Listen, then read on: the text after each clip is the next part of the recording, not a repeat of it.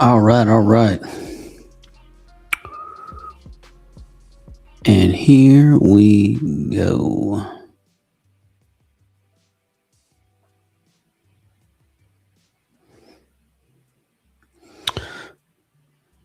All right, let me make sure you all can hear me.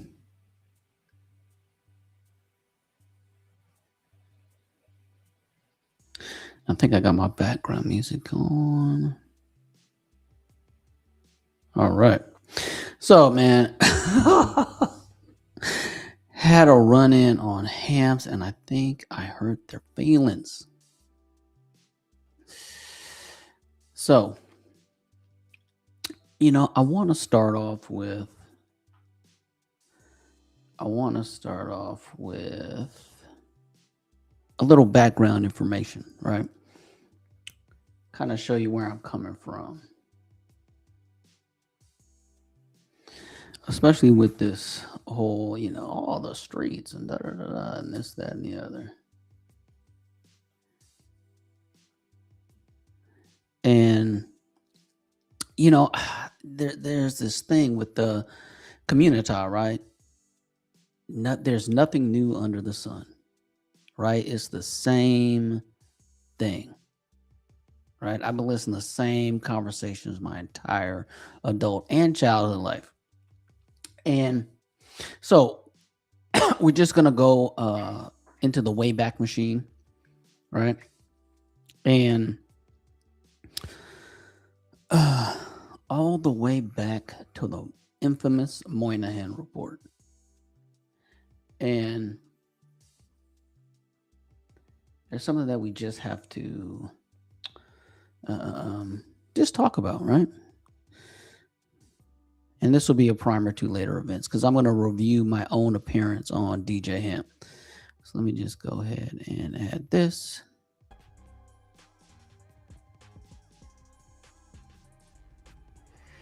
All right. Now, so let me just read this real quick. Here, an earlier word of caution should be repeated. These is much evidence that a considerable number of Negro families have managed to break out of the tangle of pathology and to establish themselves as stable, effective units.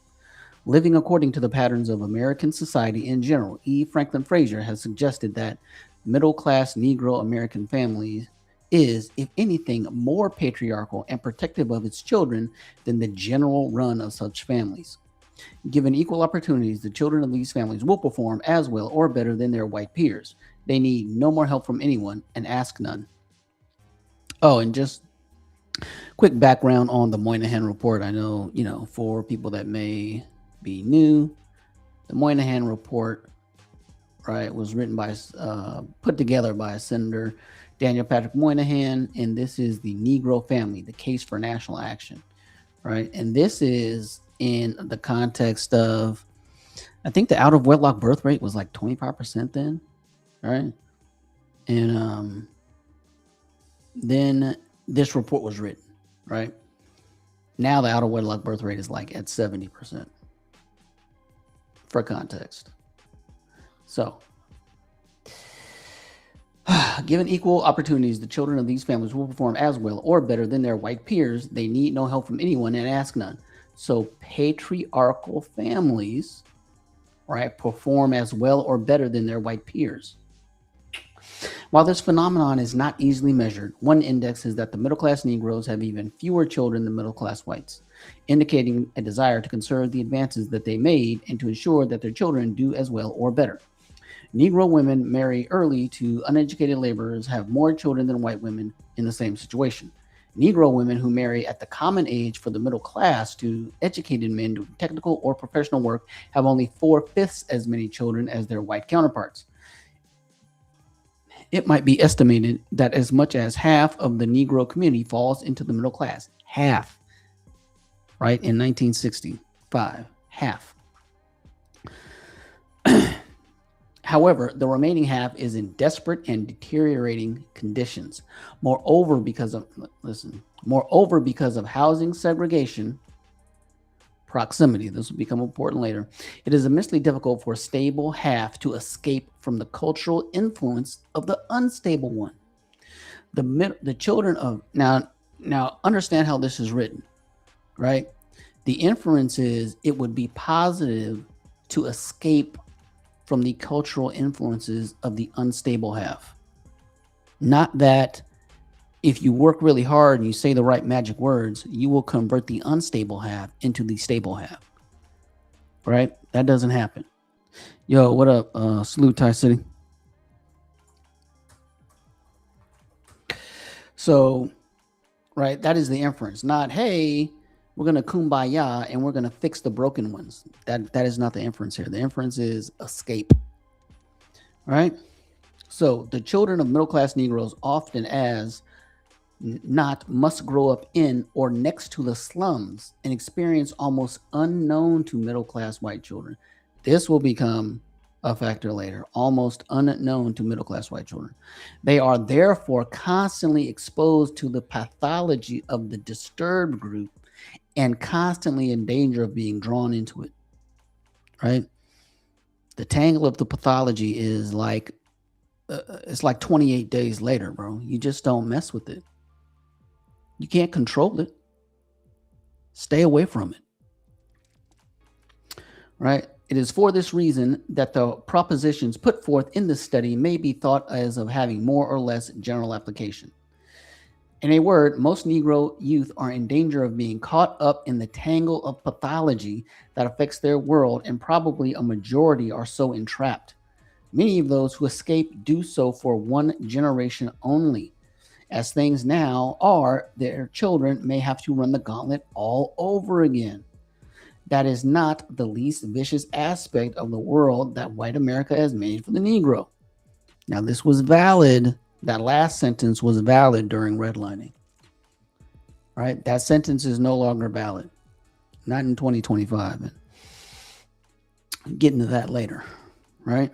So,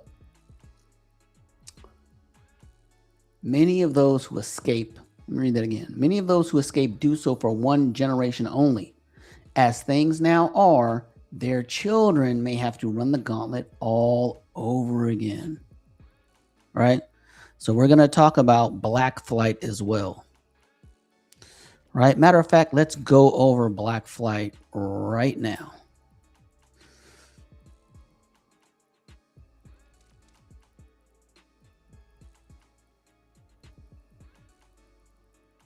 Where'd you go? Here you go.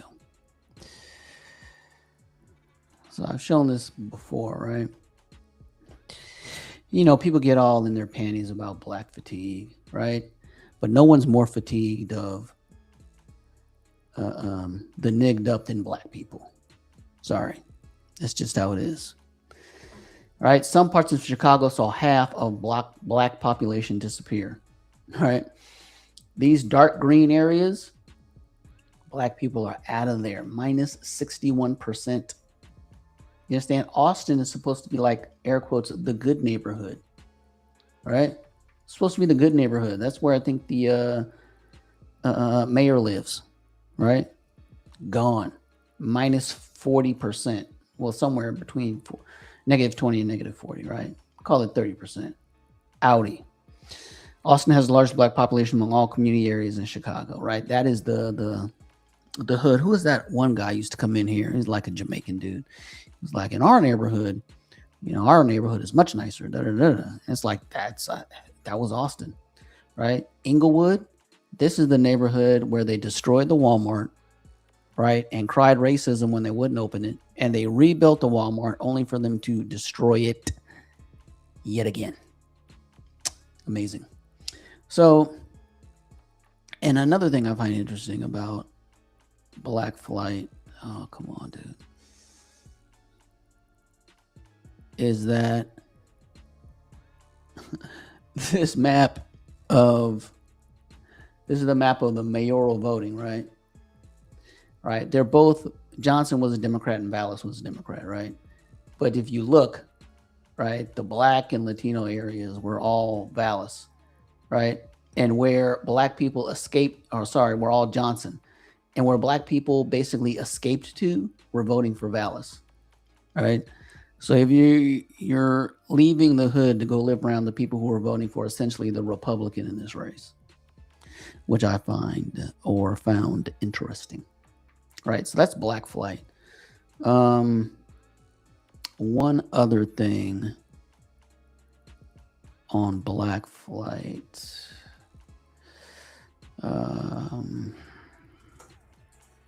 So Atlanta, city of.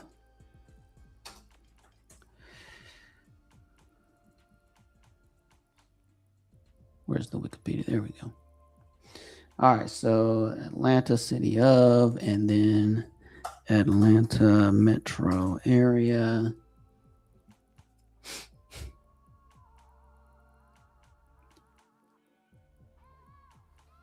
All right, so here's what happened in Atlanta, right?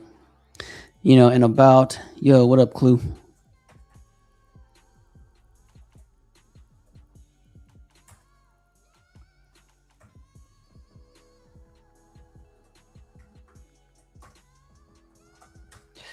All right, so let's go to demographics. Okay, so Atlanta, right? So the percentage of black people in Atlanta, right, between 2000 and 2010 went down significantly, and it's still going down, right? 61% in 2000, and it went to 54% in 2010. That is a lot, right? So you could say, where did they go? Right? Or another group grew in the same way. Right? So white folks went up, right? 5.2%. Asians went up 3%. Hispanic didn't go up that much, interestingly. Yeah, only went up 0.7%. Right? So not a huge increase. But it's like, where did they go? Well, let's see. What happened was they got the heck up out of Atlanta. Right, so here's the population of Metro Atlanta, i.e., I'm moving to the suburbs, right?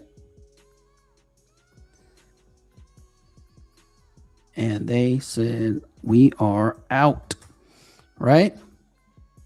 Because it went from almost 1.2 million to 1.7 million in the metro area. So basically they dipped, right? Black flight. They got up out of metro Atlanta and populated the suburbs, right? So in the conversation of tangle of pathology, a lot of people were like, maybe I'll move out of there, right? Because Atlanta's actually pretty small. It doesn't even, if you can, once the dots fill in, you can't really see it. But this loop, like this loop, a lot of this loop is not Atlanta, right? So black people moved all up in here, Norcross, all over here, Snellville, Lawrenceville. A lot of this filled in with black folks.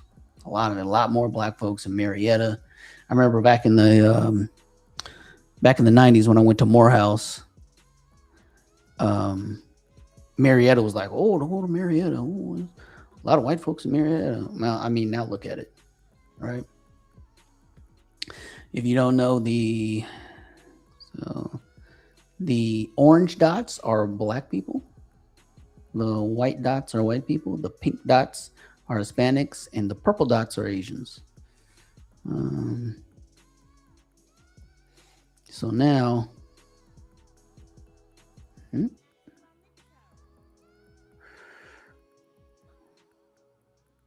black people are everywhere, right?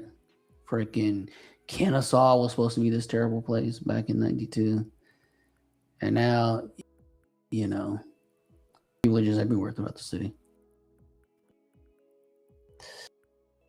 Where is?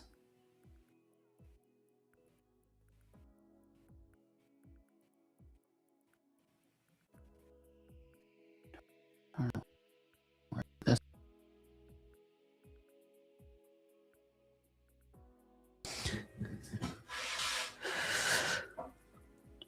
oh, is that right, Clue? Walked from edge to edge. Yeah, it's not a big city. All right, when you actually see it on a map. Let me just show that just for context.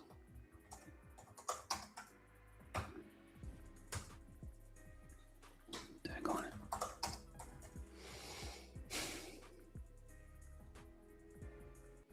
Yeah, so you see the loop here, right? You see the 285 loop, right? A lot of that is not Atlanta proper, right? You're not voting for the mayor over here, right? But a lot of people that lived here were like, suburbs, we're out, right?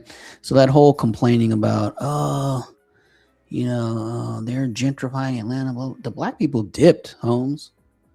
They wanted families. Black flight occurred. It's still occurring, right? And generally before, what is that? Before COVID, really, any white person could move into the hood and be completely fine, right? Matter of fact, I went to where is this neighborhood? Let me see, Atlanta home buying program, Vine City. So Vine City in Atlanta is right.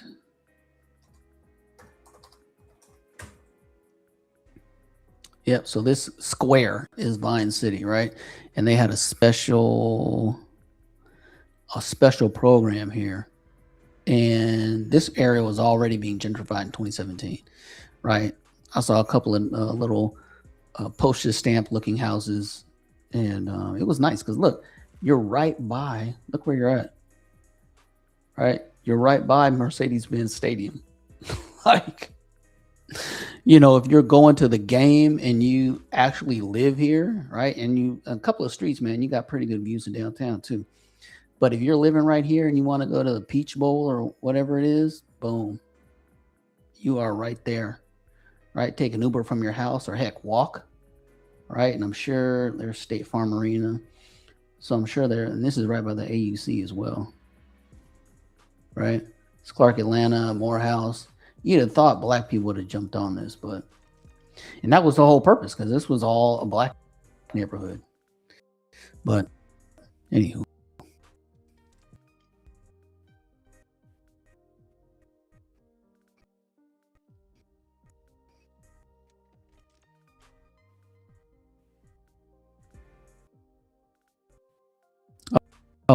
Oh, yeah, I'm reading the chat. Now, Vine could receive $20,000 towards a down payment, which is ridiculous. $20,000 down payment or closing costs that is fully forgiven after living in the home for 5 years. I mean, they're paying you to buy a house, right? Eligible family, single family detached homes, 2 to 4 unit townhouse and condominiums, right? And here's your household size. Your limit, this used to be like 80,000, which was still good, but you could make $111,000, $111,099, and you qualify, right? And they give you $20,000. What? I mean, and you have to have a certain level of assets. It's like tailor built for someone who went to college, has high income, but has a bunch of debt, right? They're basically telling you, hey, we can basically give you a house, right? And that neighborhood got developed quick, fast. So,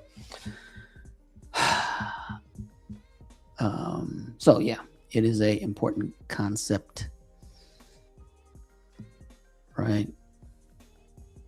Class structure is an important concept. So let's go to the video tape. Now what? So fantastic. You hold on. Hold on. Yeah, because y'all actually looking in my bracket. You're not about to add nothing. We haven't. Me and Mr. Fantastic going back like this. We've seen if we can make some progress, right? So you're saying now that I don't know what constitutes progress, though. the risk factor, right, outweighs the potential reward, right? And therefore, that 48,000 is acceptable, even if it's not good or failing, because I don't have to look over my shoulder, so I don't have the risk. So even my net positive is higher because I don't have to account for risk and etc. And especially when we know the street nigga, the average street nigga, makes at or less than 48,000 a year. That too, since you want to bring the money into it. So being that we know the vast majority of street niggas aren't pulling in that much money from the streets, more likely than not. And street niggas have said that. And shout out to the resident street niggas in agreeing, right? All right, street niggas have said that. Wait, hold your horses. Now, here's the key though. Because the failure thing was your dismissal of streets being easy or hard, right? But if and I use income because we oh, I remember this. This is a big back and forth about, you know, the streets being easy. Yeah. When we talk about is that logic is consistent. If there's more people failures, a large part is predicated on how much money they making, you know? So I just don't want to say. And this is another theme, right? Money equals success, right? It's like a single metric. Oh, well, they got money. Well, that must mean this, that, or the other. Okay. A thing is easy when most people are failing at it. That simply doesn't make sense logically. Hence, the Navy SEALs is not easy because most people fail. That's how you tell the difference. If everybody wins, that shit is easy. That's all I'm saying. Yeah, I'm not saying it's right. I'm saying easy is the word that I'm pushing back on. Okay, all right. So let me see. That's all. Another word other than easy. Simple. Accessible. Then let's say that. Let's say accessible. Okay. Being a street nigga is extremely more accessible. Okay.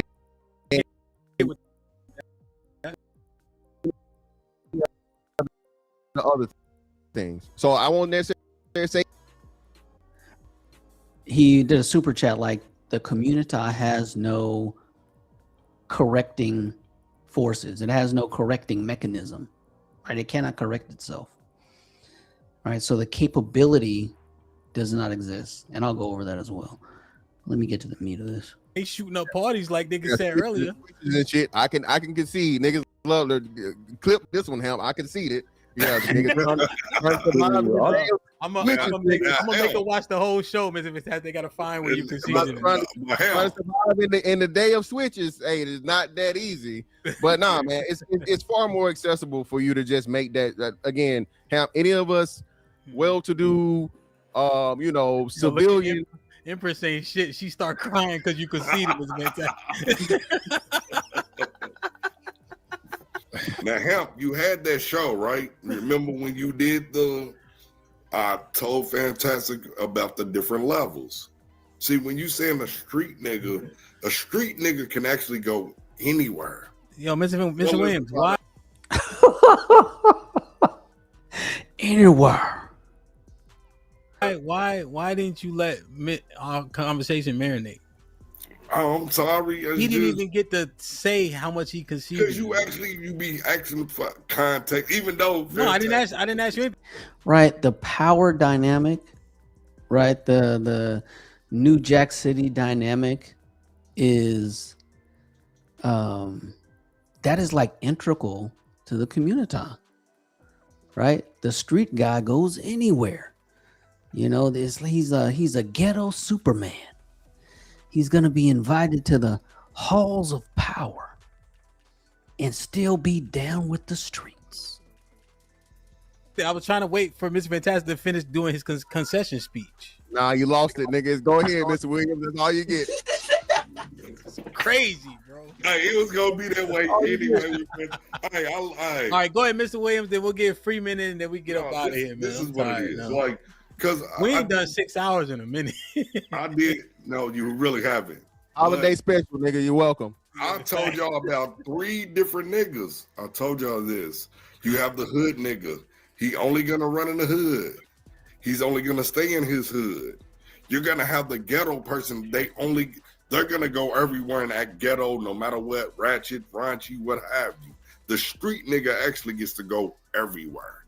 He can go corporate, from the hood, and anywhere else. See, that's the difference when it comes to street shit. Those are the motherfuckers that actually make their money and actually create businesses and all of that shit. Because where is this mystery nigga? Where? You know, before in this whole thing, dudes, I think it I don't remember who it was, but somebody was saying, "Oh man, your whole business is hood dudes. You know, they're from the streets. They come in and they, you know, there was 3 what did they say? 3 funerals from the streets. So now what? Now what you got to say?" Like, what? Bro, I don't die every day. I have a mortgage. I didn't get from the streets, right? My grocery bill doesn't come from the streets, right? What I pay for a car, Amazon, freaking, none of that comes from the streets. the government already know who's selling what. They know who's heavy and all of that shit. You have to create a business because they want their portion. That's what a street dude actually does. And Fantastic, I know you ain't gonna want to hear this, but a lot of people that grew up in professional and everything, guess what they were? They were street niggas. They created businesses. They put their family on. Now your family can do that. Now you might not want to do it, but hey, I can show you proof if you want it. And you know I always No proof ever shown. Hey, y'all remember Turkey Leg Hut? Y'all remember that? How hard was it to run Turkey Leg Hunt around a bunch of you know who's? Right? The dude set a freaking dress code, and within the next week, some chick walks in there butt naked. Right? That's what are you talking about? What are you talking about? Black people destroy Black people businesses. Which, I mean, I wish it wasn't so. I mean, that'd be awesome if it wasn't. I mean, Black people with money usually just do some rentals and keep it pushing, basically. Right? But hey. do. Y'all still dismiss it. That's the difference. And what is this groping for? Hey, what up, Free Zone? So, and it's this groping for legitimacy, right? They want the streets to be a thing, right? They don't want class separation, right? This guy is a spokesman for the tangle of pathology. Get back here, right? You're not gonna business us. You ain't leaving. You ain't going nowhere. Where are you going?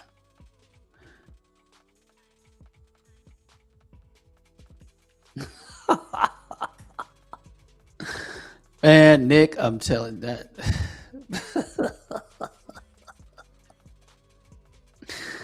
Nick, man, just the Lord of mercy.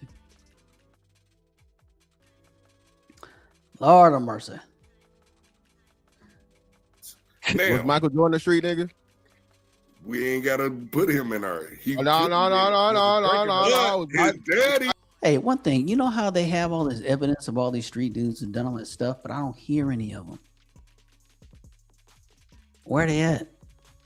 Like the people I know who are successful, black people I know who are successful are, you know, just regular business owners, man.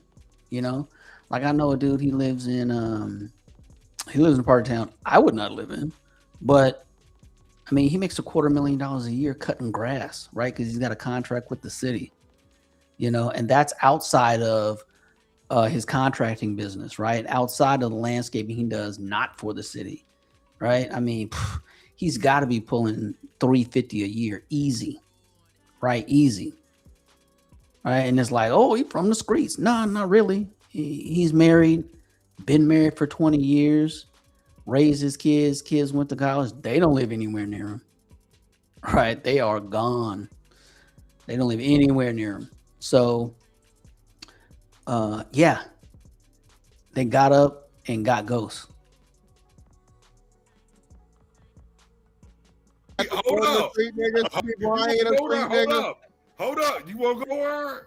Look, I we think about Michael Jeffrey Jordan. Now, his father, he actually was, he worked his ass off and everything.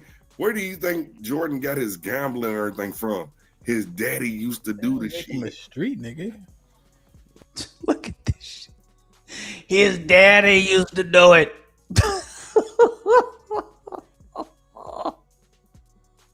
Everybody's a street. You just can't escape it.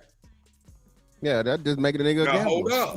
But no, you brought Jordan into it. Now, he still was a hustler though, because hey, his mama made sure. Hey, Deion Sanders a street nigga. It's Coach Prime. Hold up, no, we went too far because exactly. Hey,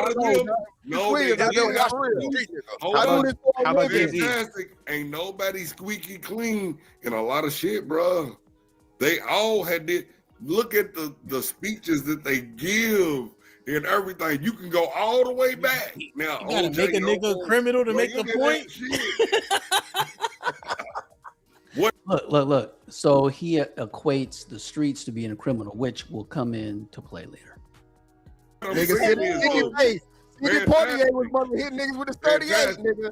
You always gonna have give me wallet, nigga. Three type of street niggas, and guess what? The street nigga is the one that can go he's the motherfucker that was going serving the motherfuckers with the suits on and the corporate shit. Like you said, you don't know shit about the streets. Why you speaking on certain shit? Talk about the hood where you grew up at. Talk about the ghetto that you don't know shit about street niggas, bro. And they want this street cred, right? So desperately. Like, you can't say nothing about it because you not here. Fool, like I need to live your life to learn something. What do you think books and observation are for? You know, I haven't been to Spain yet, but I know a few things about it. There's this thing called English, and I can speak it and read it. So you can learn things without being having a probation officer. At all. So now, it's still wrong. But they were the ones that were serving the corporate, bruh. They was the ones serving the corporate motherfuckers and bro, what do you think? Weight got moved pound. You think every street nigga wasn't moving a dime bag. Yeah, but hold on. Got a hood nigga on the corner shortstopping. Not just again. You never said nothing about short. Do you even know what shortstopping even means? No, I don't. I don't know what that means. Exactly my point. That's a hood nigga. Okay, well, the lingo may be different, brother. The lingo may be different. Serving the mamas and hold up. I'm gonna ask you again. Do you know about shortstop? No, I don't. You don't. So then you don't know about bricks, moving weight. You don't know the prices. None of that shit, bro. Nigga, I listen to bro. If he knows all of that, and at his age is standing in front of a blank wall on YouTube, is it better to know or not know that? I mean, like, what did you lose if you don't know that?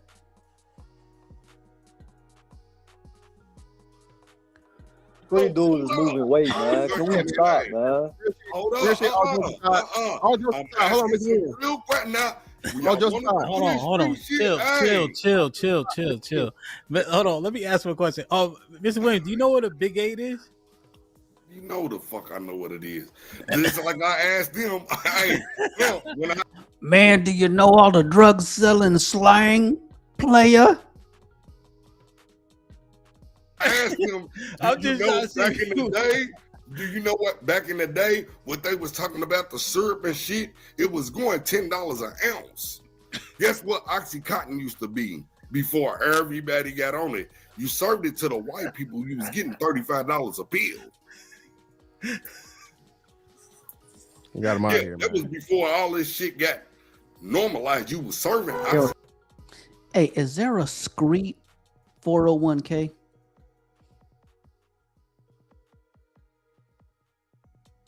This might be risky. Mr. Williams out of here for 30 minutes. Damn. Yeah. He didn't even see it. He was still talking. He was back in his hood bag. I mean, let me say this and let Freeman's get in here, man. Listen, bro. Ahead, man. Bro, I am no street nigga by any means, but bro, I can tell you street niggas love to do. Street niggas love to hoop. Street niggas love playing basketball. A lot of street niggas got hoop dreams. Okay. I done came across some niggas that was that nigga. Okay. It was the heavy nigga and so on and so forth. We had conversations, so on and so forth, right? What I ain't asking nigga who his plug is and all that shit and so on and so forth.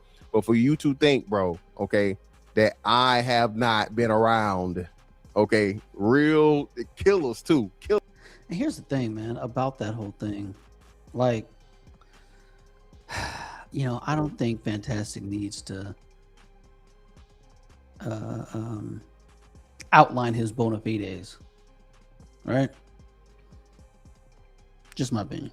All right, actual killers. All right, and it's crazy, but it's y'all again, bro. I don't have to know all of that shit. I don't need to know all that, bro. I don't need to know the fucking Big 8 or step back or stop gap or whatever the fuck you fucking said.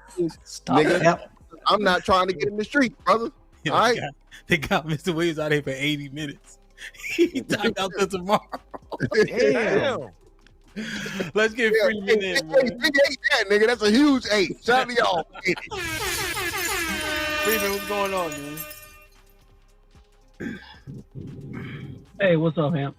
You know, I'm just looking at this conversation from like a 50,000 foot level, and we're really just talking about class separation, right? It is this, you're trying to, and only in this group, right? White people don't do this. Nobody else does this, right? There's this desire to have this nexus between two different social classes. And it's just interesting to watch, right? They just won't let it go. Like you had who's that dude who was on here earlier? Dude looked like Erica Badu, talking about he's from the streets and his mama was an E9. Look at that dude. I mean, come on, man. He knows nothing about the quote unquote streets. He's a suburban radical. Wants legitimacy through being from the streets. He knows nothing.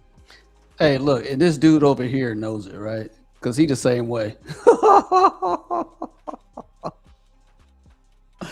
And that was, man, here, man. Let me see. What are we at? 6:18:48. Where was that dude? This was a long stream. This guy, right? It is such a This guy right here was all about the streets. I'm from the streets, yada, yada. Then he let it slip that his mama was an E9. And what that means, and, you know, it's just like, and then he started getting roasted, right? Especially by Fantastic, who E9 in the Navy, he knows what it takes to be E9. That's a 20-year commitment, right? And you were out in the streets doing anything to anybody, right? But wants the validity, right? And that's where we come back to the tangle of pathology, right? Many of those who escape do so for one generation only. As things now are, their children may have to run the gauntlet all over again, right? That is this dude. That is this dude.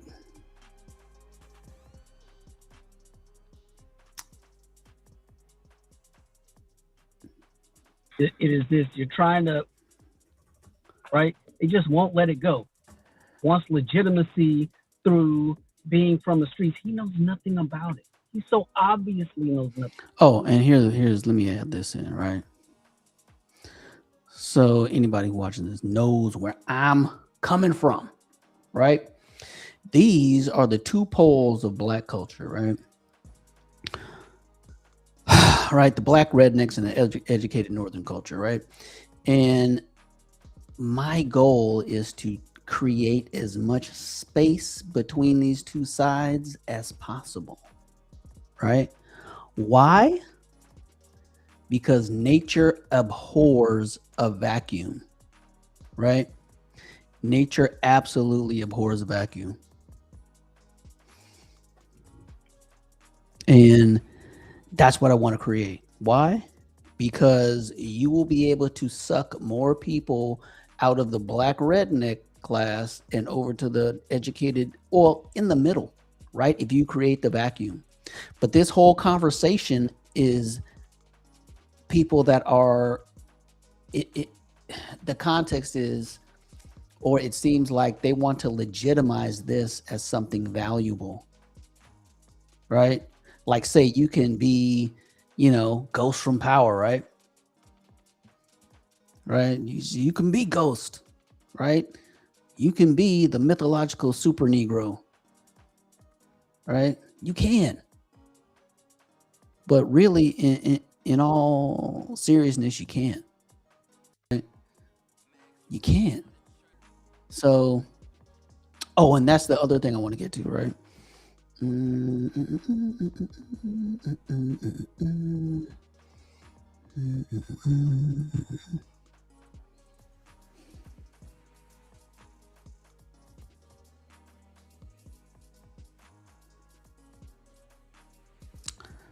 Where is it? Boy, same name. Okay, here it is. Now, the difference in ability to perform has its counterpart in statistics on actual school performance. Non-white boys from families with both parents present are more likely to be going to school than boys with only one parent present. And enrollment rates are even lower when neither parent is present. When the boys from broken homes are in school, they do not do as well as boys from whole families. Grade retardation is higher when only one parent is present and highest when neither parent is present.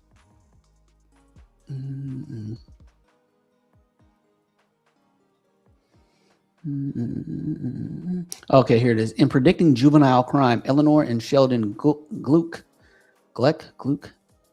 also found that a higher proportion of delinquent than non-delinquent boys came from broken homes. Big surprise. They identified 5 critical factors in the home environment that made the difference in whether boys would become delinquents. Discipline of boy by father, supervision of boy by mother, affection of father for boy, affection of mother for boy, cohesiveness of family, right?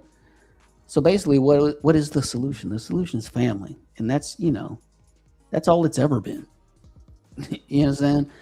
The solution has only ever been families, right? And people talk about, oh, when you not come with a solution, you're critiquing.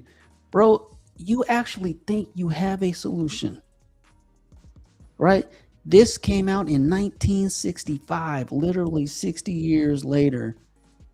They can't shed the tangle of pathology in 60 years, right? Ghost from Power is still the archetype, the black Superman, right? It's the epitome of black redneck culture, right? So in 1952, New York Board of Health, and these black things. Okay, here we go. In 1952, when the New York City Youth Board set out to test the validity of these 5 factors as predictors of delinquency, a program quickly emerged. The Gluck sample consisted of white boys of mainly Irish, Italian, Lithuanian, and English descent. However, the Youth Board group was 44% Negro and 14% Puerto Rican, and frequency of broken homes within these groups was out of proportion to the total number of delinquents in the population.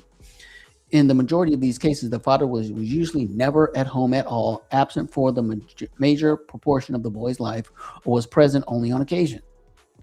Right? The final prediction reduces to 3 factors: supervision of boy by mother, discipline of boy by mother, and family cohesiveness within what family in fact existed, but was nonetheless 85% accurate in predicting delinquents. Right? So we already know. Right? And now we already know like who gets incarcerated. Right? How many black people are incarcerated that come from nuclear families? Right? How many are people are incarcerated who have passed a college level math class? Right?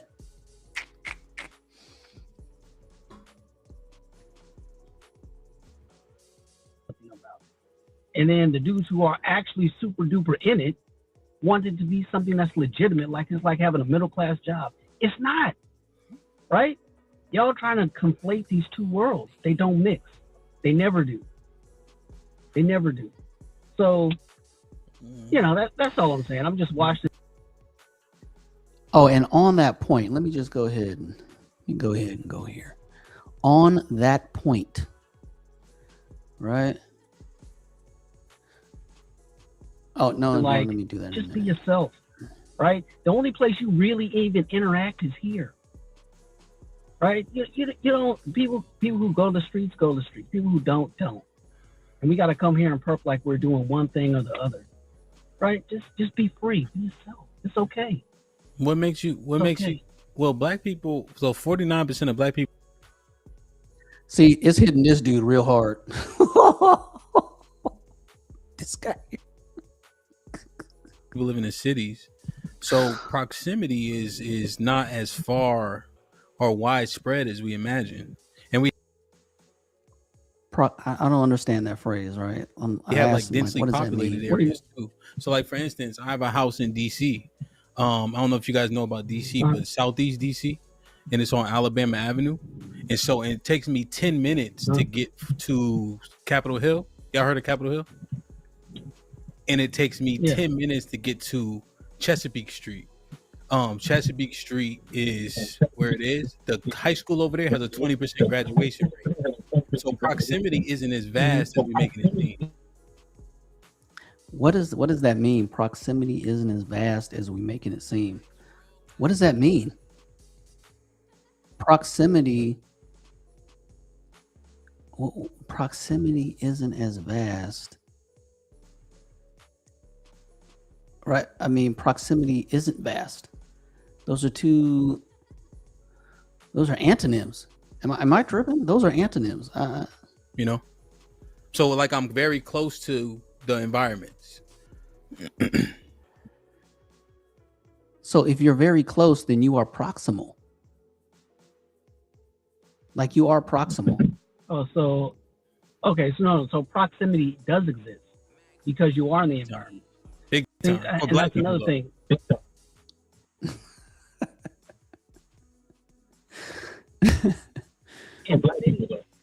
In cities, right? Mm-hmm. Mainly wealth coagulates in cities, right? For black people, poverty coagulates in cities. So again, like okay, so now here's my example, right? We're gonna use Jacksonville, right? And here we go, yellow dots, right? Yellow dots is where black people live, right? So let me make that just a little bit bigger.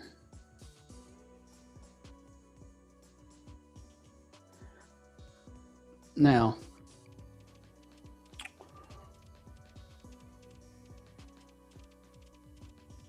okay, now, if you've been to the channel, you've seen me do this before, right? So this is Zillow, right? And we're gonna look up home prices as a proxy for socioeconomic level, right? So here is the whole city, and then we'll take price to $300,000, right? And basically all the houses over here disappear, right? black area, homes disappear. Now, what else do we notice? Well, there's a fair amount of black people over here. There's a fair amount of black people over here. What do those houses look like? Let's zoom in.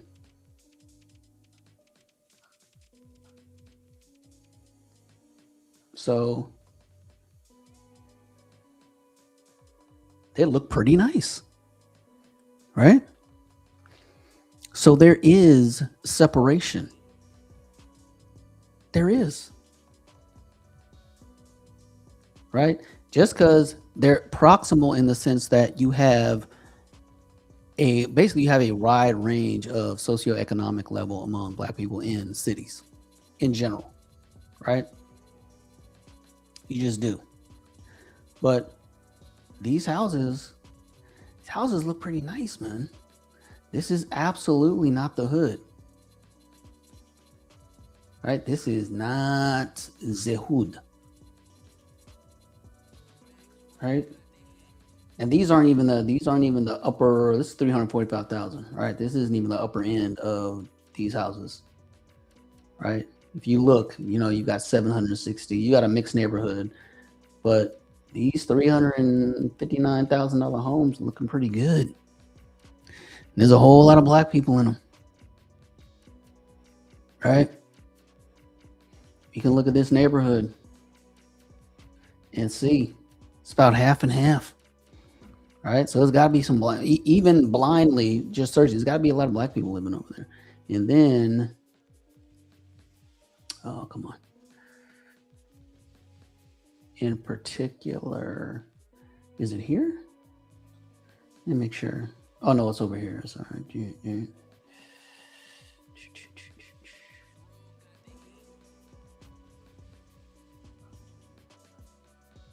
Yeah, there's a high concentration of black people that live over here. Dang. Here we go. Right? Not the hood. Right? These are black people living just fine.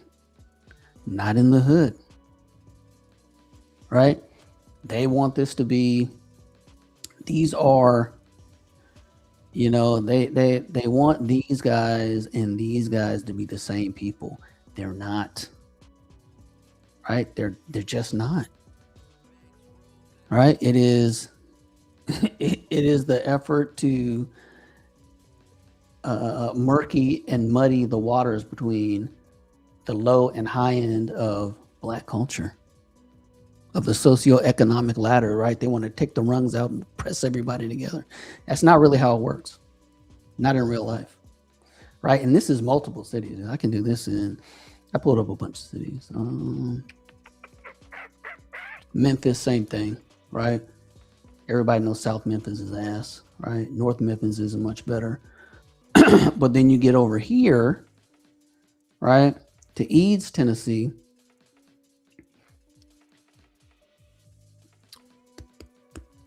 And what does that look like? So same area. So this is Eads, right? This is about 2/3 black, right? And here's Eads. Like, you would never know this exists unless you watch my show where you live in Memphis. Right? Look at this. This neighborhood is 2/3 black, right? So that means there's a third white people obviously feel comfortable living there. Obviously. So, it is proximal, right? But not that proximal, right? You can go to different parts of pretty much any urban area and you can see you'll have your concentrated poverty and then you're going to have your black suburb, right? Somewhere around there, right? We can do this I can do this so many cities. I've done this before. But anyway, you get the point, right? All right. Somebody else made the point, like, oh, that street dude is going to be your uncle and you're going to accept those Christmas gifts because of this or that. You have that proximity and that murkies the class separation waters. Like, most people aren't going to do that. I will. Believe me. If I had some hood relatives, no, you're not coming over.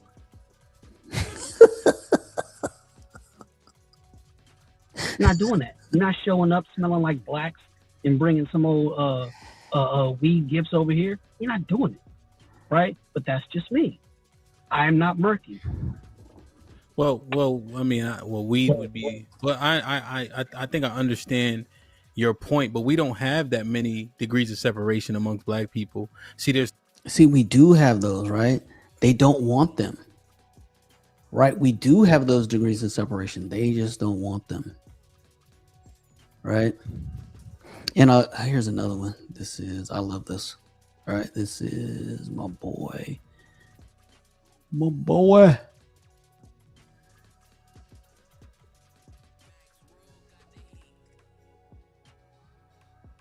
My you know what's funny, man? My homie, I explained CP time to him, and he said, "Oh yeah, we have relatives like that. We try not to be around them." And I started laughing. I was thinking to myself, man, God bless your heart, bro. Bless your heart. All right. So here's a different perspective on class boundaries. Merry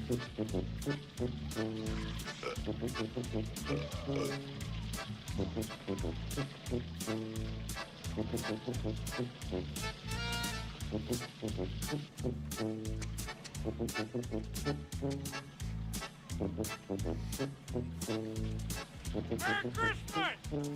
Dinner was full!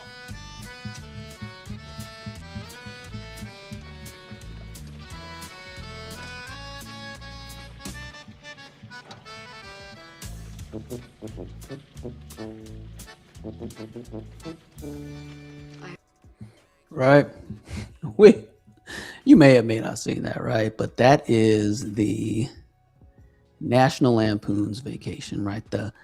The clash of cultures, right? And there is separation. And this guy's feeling it, right? This guy, right? They just don't want to hear it, man. They just don't want to hear it. There's 300 and how many white people? 260 million? 200 million. I don't know, 60% of the country. Yeah, so our population, we have much closer proximity to people that are called hood or whatever the case is. So that's just untrue. Like, if I were to ask the brothers, do you have a relative in jail or prison? I think that the majority would say yes, because we do have close proximity, right? Just from our origin. So, for instance, right, you let, how many people were in slavery? How many of us? Was it 3 million? I don't want to say What is the slavery angle? that many. But in America, no.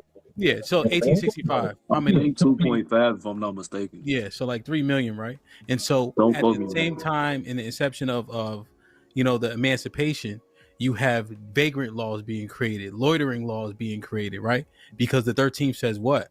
You're free unless you are captive, What? right? From doing a crime. And so they start creating vagrant and loitering laws, right? That puts people back in chains, that gives them a record, So there's a lot of things that go into the reasons why. So it's not even like something deep. See, what is the moon walk through history?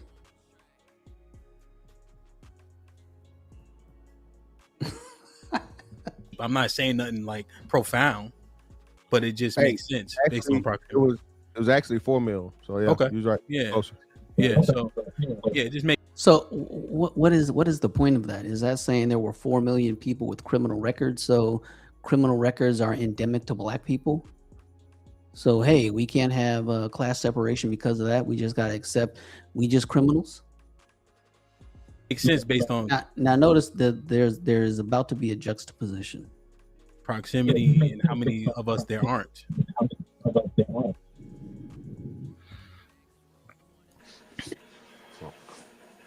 It's on you, Freeman. Okay. I mean, I don't know. Anyway, so no, that's So I don't even understand the point. Like, I don't even know what he's talking about. just my thing. Observing it from afar, right? And What about so that you part, have though? these like, what about that? What about what part? Like, what about what part? What about the proximity? I mean, what's your argument? Yeah, That we don't there have is that many proximity? degrees of separation. So if I ask the brothers who aren't criminals, do they have criminality in their family or people in prison or in jail? I think the majority of us say yes. And you know what's ironic? I mean, of my family, I've had the most run-ins with the law. You know, and in that, I know that you have to make a choice to not be that. It doesn't just happen on its own, right? It's like, oh, you know, there's vagrancy laws. That's why we're all criminals. I mean, is that the point? Like, I didn't get what he wanted me to comment on, right? The whole class separation thing, I think, is vexing. Well, ask them. Ask them. How many we just had Thanksgiving. How many criminals showed up to your Thanksgiving? Raise your hand. That's a Look fantastic. different question than what I just said, right? So are you asking a different question or you want me to ask my question? No, proximity. How many of y'all had a criminal show up to your Thanksgiving that you're related to? Raise your hand. Right? One, two. Look, no, I don't want to be left out. I think Three, there's four. Yeah. Well, how many is that? So Four. that's 1, 2, Okay. 3, 4, 5. Sorry, 5. I think Hamp didn't raise his hand, did he? No? Hamp didn't raise his hand? Who else? Me, And I'm squinting because I'm on my phone. Fo, Trey, Either way. King of Either way. BC, So, EBD. Now, ask my So question. Do you how guys many- have any relatives in prison or in jail? I know it's funny, man. Like this reminded me of like a relative of a relative is doing a life sentence, right? And you know, back, I don't know, it's maybe 20 years ago, we were discussing 3 strikes law. And I was like, hell yeah, 3 strikes, you know? Because the freaking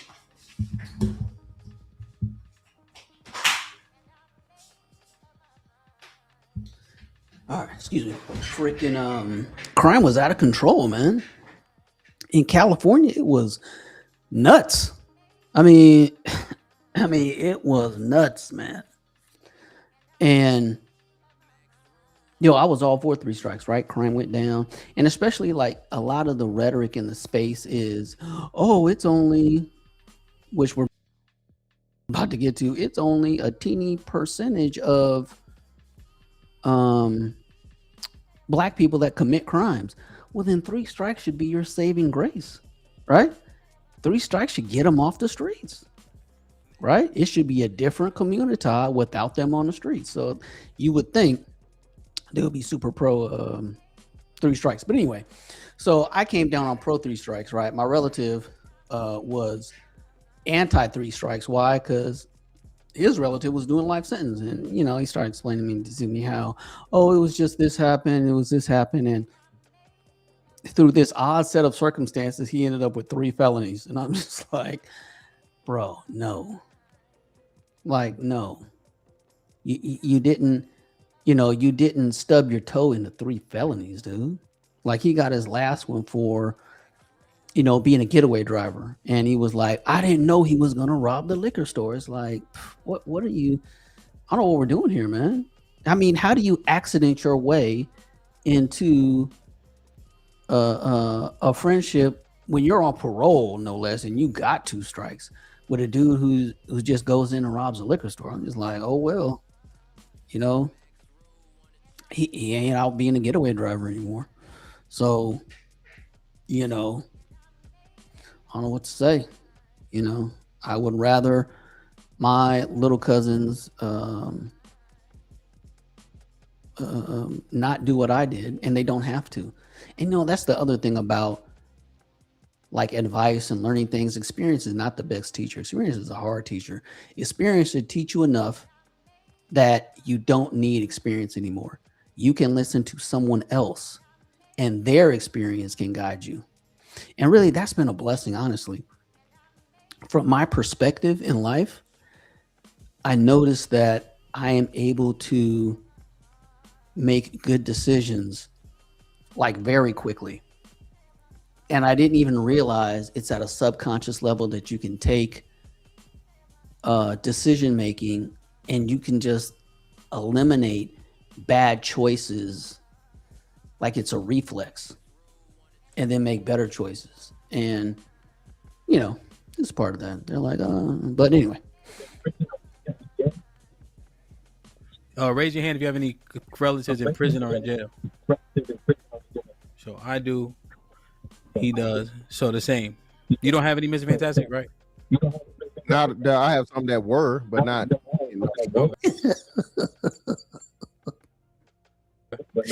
Yeah. So same. So the majority. Yeah. Actually, I didn't notice it at the time. Those were two questions: who came over for Thanksgiving and who had one.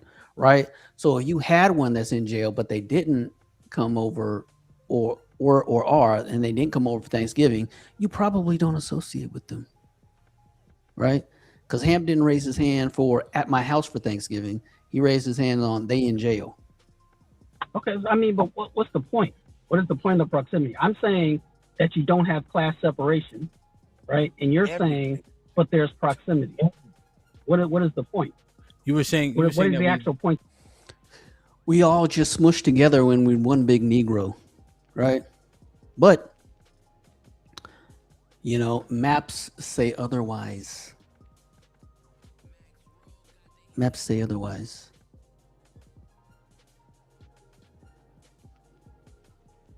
You were saying that we do or don't have class separation? Maybe I heard you wrong. No, I'm saying this conversation from the 50,000 foot level is class separation. And I guess your response to that was, well, we have proximity. So my thing is, what is your conclusion? Yeah, we don't, because the class separation is not, because you compared it to white people, like they don't be fucking dogs. Right?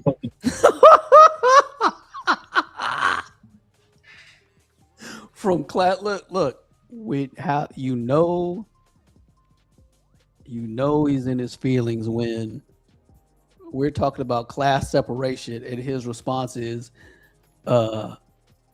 dogs, right? Right? Come on, man. Like, what are we doing?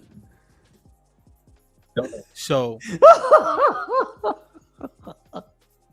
you compared it to white people, like they don't be fucking dogs.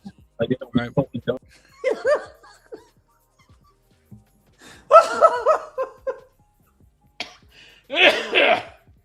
Oh man. So when you're saying class separation, right? Well, because you compared it to white people, you brought them in as though you brought in the white people. I just went to fucking dogs. You were gonna make a point by comparing us to white people, right? But so now, if you understand where we, bro, the point is class separation. Yo.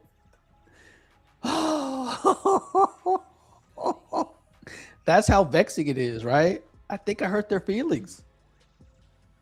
Come from and how many of us there are or not, we have close proximity. That's why class separation isn't as easily seen as it is with white people, right? And that's why I gave you the history to back it up.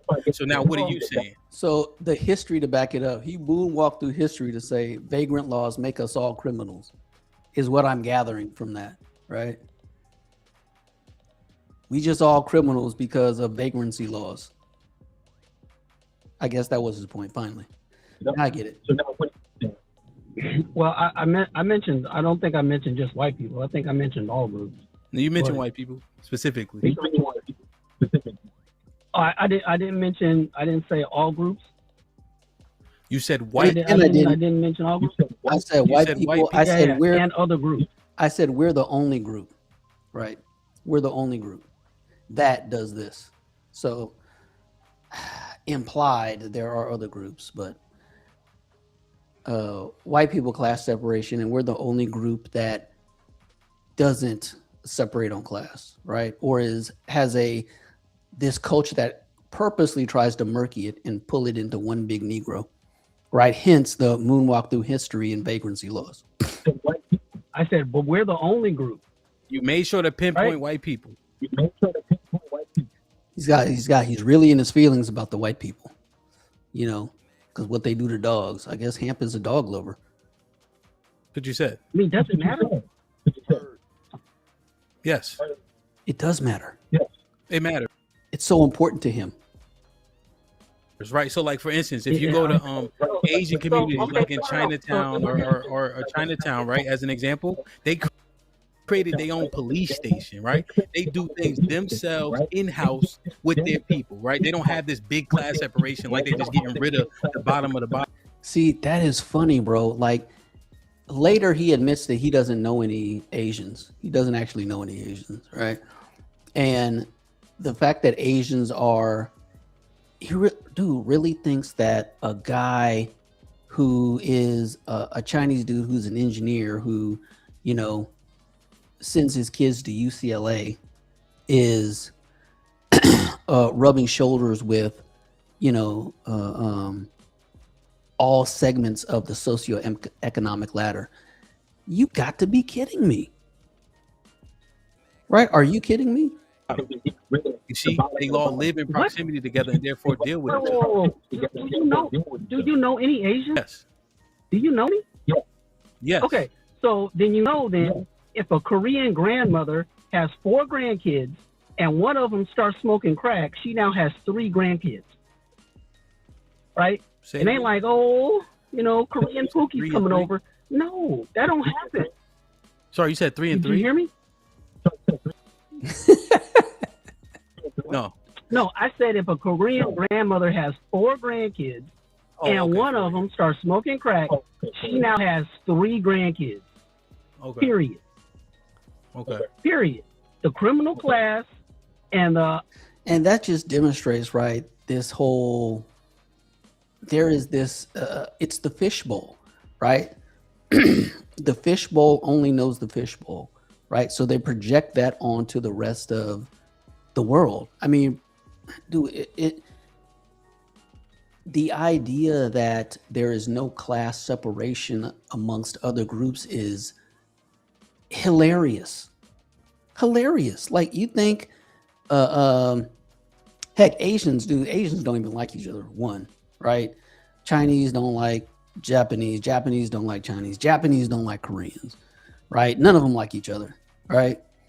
Especially, what is it? Vietnamese and Thai. Oof, can't stand each other, right? Because when the Vietnamese were escaping Vietnam back in the day during the Vietnam War, Thai pirates were picking them off, right? So now, I mean, they don't, you know, do marches and stuff in the streets, thank God, right? But one-on-one, you get to know people, they're like, nah, we don't mess with Thai people, right? Not in we go to the restaurants and such, but you know, not in a trying to date my daughter kind of way. That was a super taboo. But anyway, so you know, and then like my boy, his dad worked at the post office. He went to college, sent his kids to college. He lives out in the burbs, and he wants you to believe that they rub shoulders with all segments of the socioeconomic ladder. That is insane. It's laughable because it's not true. out in the suburbs, class Koreans do not intermingle. Okay. Yeah, I don't know That any doesn't Koreans. happen. To clarify, I don't know any Koreans. I only know the group. I mean, Doesn't happen. Doesn't happen with Chinese. Doesn't happen with Vietnamese. Doesn't happen with Japanese. Just doesn't and happen. this be the problem. Meanwhile, they got every single massage parlor. See, here we go again. I could just, it's like in his feelings. That's doing everything illegal in the state of Houston, in the city of Houston, Texas. But You see the massage parlors? Why don't we say bad things about Asians? You see the massage parlors, don't you? we always exalt these people like they got some great shit going on when they trafficking they women left and right. Yeah, let's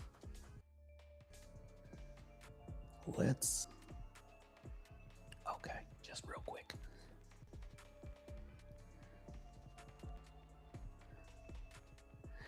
Look, these are standardized tests, right? State level test scores by race, right? National education placement, something like that. Mean scores for reading and mathematics. You see that yellow? That yellow is Asians. Right?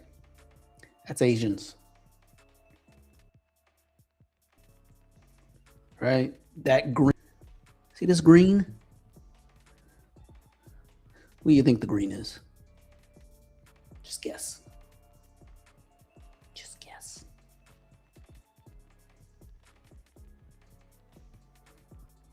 Just guess. And look, the highest green line in this thing, right? The highest green line, what is that? What is that? Who's got the best test scores among blacks? Oh, the DOD Educational Association. So military kids, military black kids have the best standardized test scores. Could be something to that. I don't know. It's the problem. Like y'all be exalting shit, Look, right? Y'all and look, he went to I'm exalting them by pointing out that they don't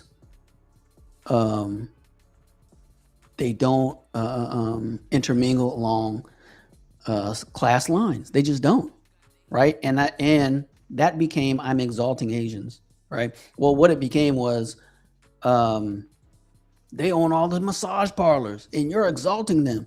And see, he's having a maybe a past conversation with somebody. don't even give your people the same amount of grace. Same amount of grace for what? Same amount of grace for what? What is the grace? All I said was they don't align along class lines, and now I'm not giving grace for yo people. See, this is the problem with tribalism. You don't even give What your are you people the talking same about? I didn't. Hold on. Time out. I didn't. No. Time out. I didn't exalt anybody. All I pointed out Y'all was the keep on doing difference. that though. Y'all said we the only group. Remember? I told you you only said white But people. you're not. Remember? I said. See, they hear with their feelings, all right? They are hearing with their feelings. And then you try to say everybody else does this, right? I said specifically, right? Class structure. And now you're saying, well, you keep exalting them, and they got, massage parlors. That is the problem. The reaction to the lack of class structure is, well, what about the Asians? Well, what about this? What about that? You said completely. It. No. I said that they did not have class structure. And then what DJ Hamp heard is what they have class structure, right? That's all I said. They have class structure. That's it. What Hamp heard was, you said Asians better than us. You brought in other groups. Completely bypassing the entire point. You brought in other groups, though. You understand that, right? Class structure. Hold on. You understand that, right? You brought in other groups. You know that, right? Bro, are you listening? So let me ask you a question. See, he's not listening, right? Let me ask you a question. The people that own these parlors, what part of the class you think they in? Oh, here we go. And here's the ghost from power. Here's the, again, super nigga, right? All you got to do is have the money, right? Ham is about to get into, he thinks that people that own the massage parlors and are criminals that have money, he thinks they are elevated in socioeconomic status, right?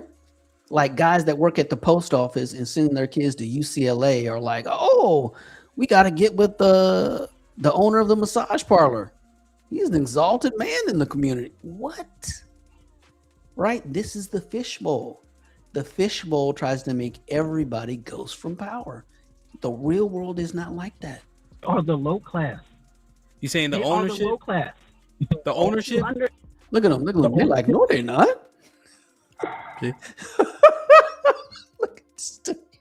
No, they're not. That's the high class people. They own the massage parlor. Who did you think I mean when I said the low class? Watch it. Now he gonna make sure the people who own this stuff are somehow the low class, right? Make it make sense.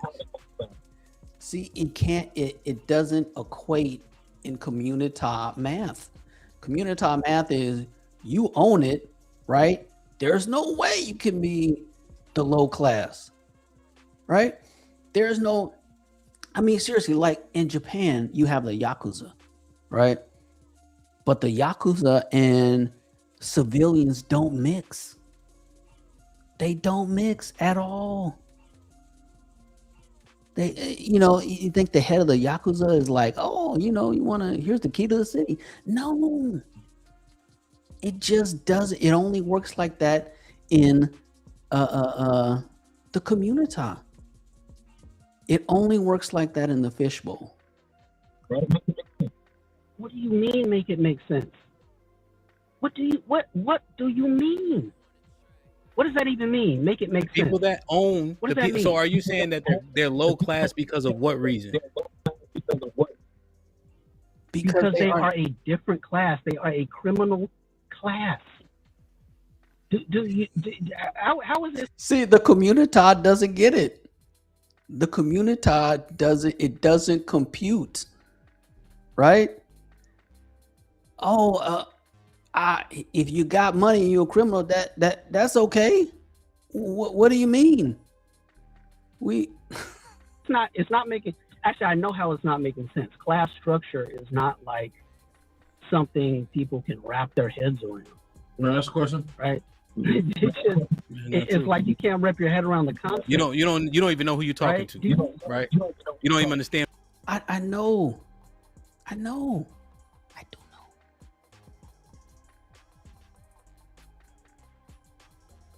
Who you're talking to make that claim? Right. I understand structure well, but you guys do this a lot. Are you trying to make the argument? You guys do this a lot. So there's something different about You guys do this a lot. All right, now I'm you guys. Right? You started naming white people in other cultures, right, to make a point. See, I'm making him feel bad, right? I think I hurt his feelings, right? Right, and honestly, you can't. How do you not compare things? Like, how do you? What is the scientific method without comparison? How do you experiment without a control group? Right? How do you predict without a baseline? You have to get that some kind of way. But then again, science. So now let's talk about those cultures and see how classless they are, right? And oftentimes people look at class by what? How do people determine class? The caste system, as an example. Bro, The caste system. Economics, right? Yes, bro. economics. But he trying to act like it's not economic. See that he trying to act like they don't understand money, right? Being not trumping everything. Really? They don't have No, dude. This is like the class. This is like the black concept of class is just money. See, Like See? the Did it owners again. aren't low class. He did it again. He talking about me. Like the owners aren't low class. You think they're the owners because they're not low class? See, Right? right? You think who's that guy? Who's that guy? Who's the gangster? It don't matter. But it's like, was Al Capone high class? It's economic. high Right? class? We all know class is economical. Class is economical.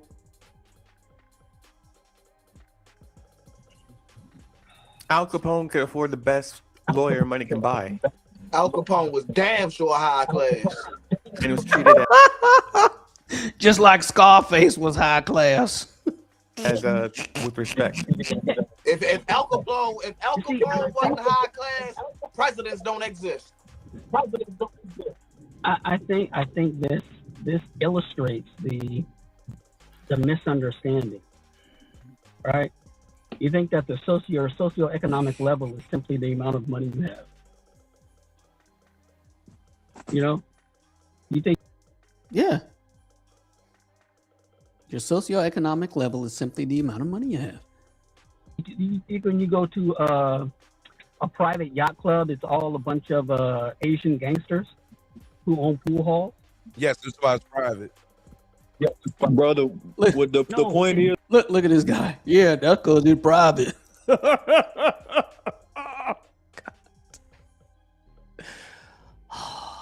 when you follow the money trail back farther enough, you're gonna find a criminal element somewhere, brother. That's the overall point that they're making. You're gonna find a criminal somewhere. You just can't escape the criminality. The stratification of class isn't as drastic as people try to make it seem. Real estate agents would beg to differ.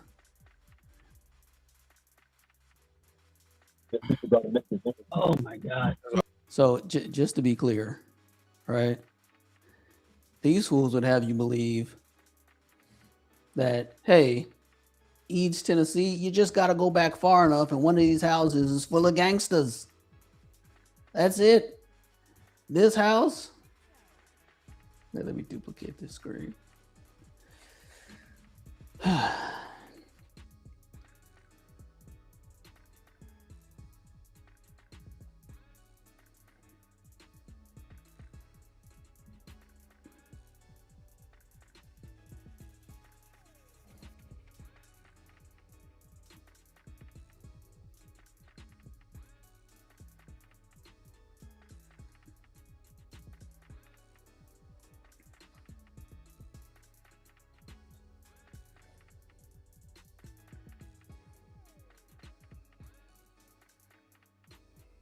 All right, same. 140K house, right, in a yard full of in the part of the city where all the murders happen. It's the same. There's no difference, right? There's no difference.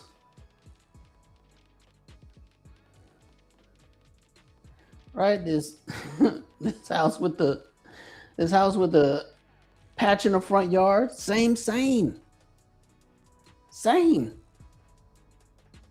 Right? Real estate agents would beg to differ. Just saying.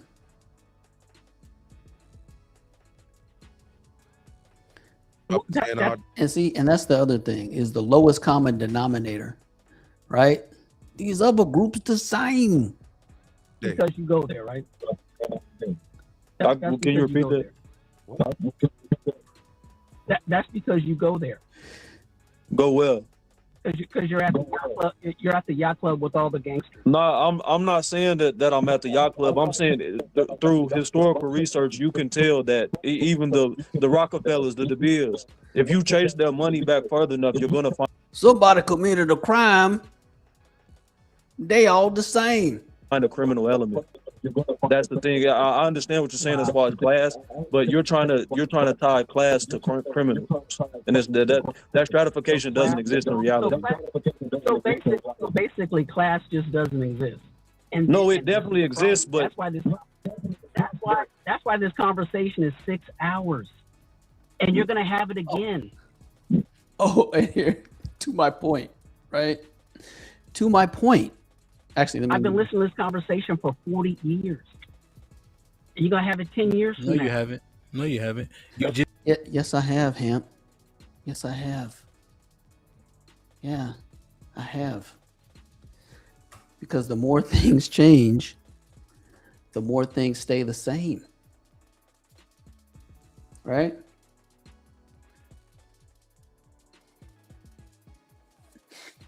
Mm-hmm. Yep. The more things change. Oh, in a word, the tangle of pathology is tightening. Tightening. And this is in the 60s. Bro, this was when I think out of wedlock births were like 25%. Right? And it was a national emergency. And now it's 70%. And they just whistling past the graveyard.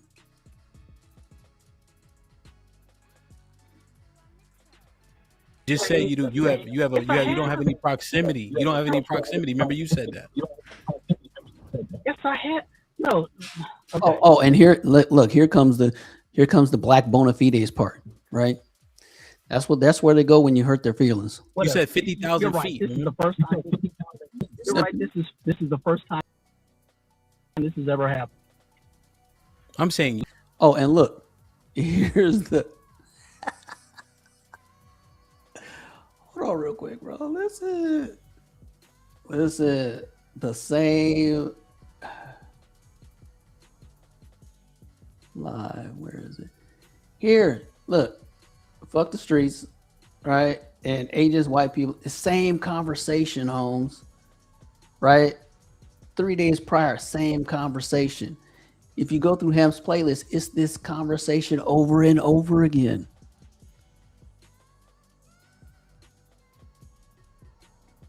And you say you 50,000 feet above it. What I said, I didn't say there was no proximity. When You don't have any when I said proximity. there's no proximity. You don't have any proximities, I'm saying. How would you know? You just said it. You How don't got would no you know? criminals. You separate yourself. Remember, you said that.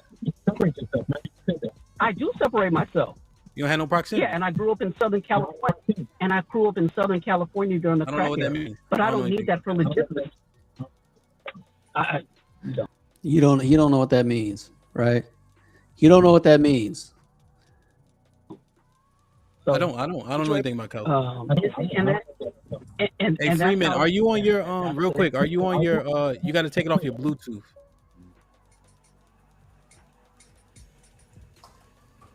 Okay. Oh, that's better. It's just, I got to echo. Check. How's that? Yeah, it's better. It's better.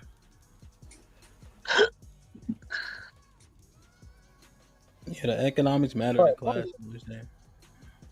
Anyway, so yeah, from the 50,000 foot level, it's a real muddy conversation about class level. That is my point. And proximity, right, may explain why it is so muddy, but it doesn't. I don't know what the point is. The conclusion, I still don't understand the conclusion of that fact.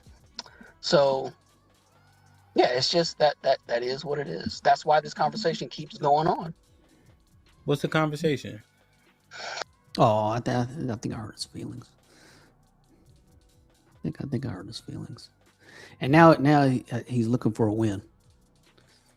The tangent, being back and forth about subjective terms, right? About if either it's legitimate or not.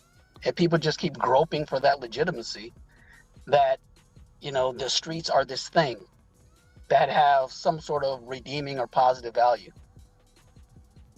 When in the end, incarceration rates aren't telling you that it's got value. Right? 401ks aren't telling you it's got value. And it's a bunch of one-off examples to say, well, you never know. Like, nah, I can go with percentages and averages and tell you that what that leads to.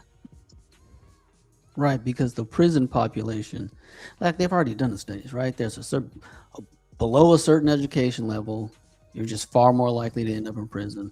Your home situation, right? Single parent family, way more likely to end up in prison, right? And when we're talking about the screets, right? 70% out of wedlock birth rate, and only like 46% some odd of Black children are growing up in a 2-parent home, right? Just 2 parents, not married per se, but just 2 parents. Yeah. It's real simple. The incarceration rates tell us what part? What street life leads to. What percentage of Black people you think are street, quote unquote? What are street, as in they live in a neighborhood that is typified. However you define it, because you were saying. However you define it, recall this.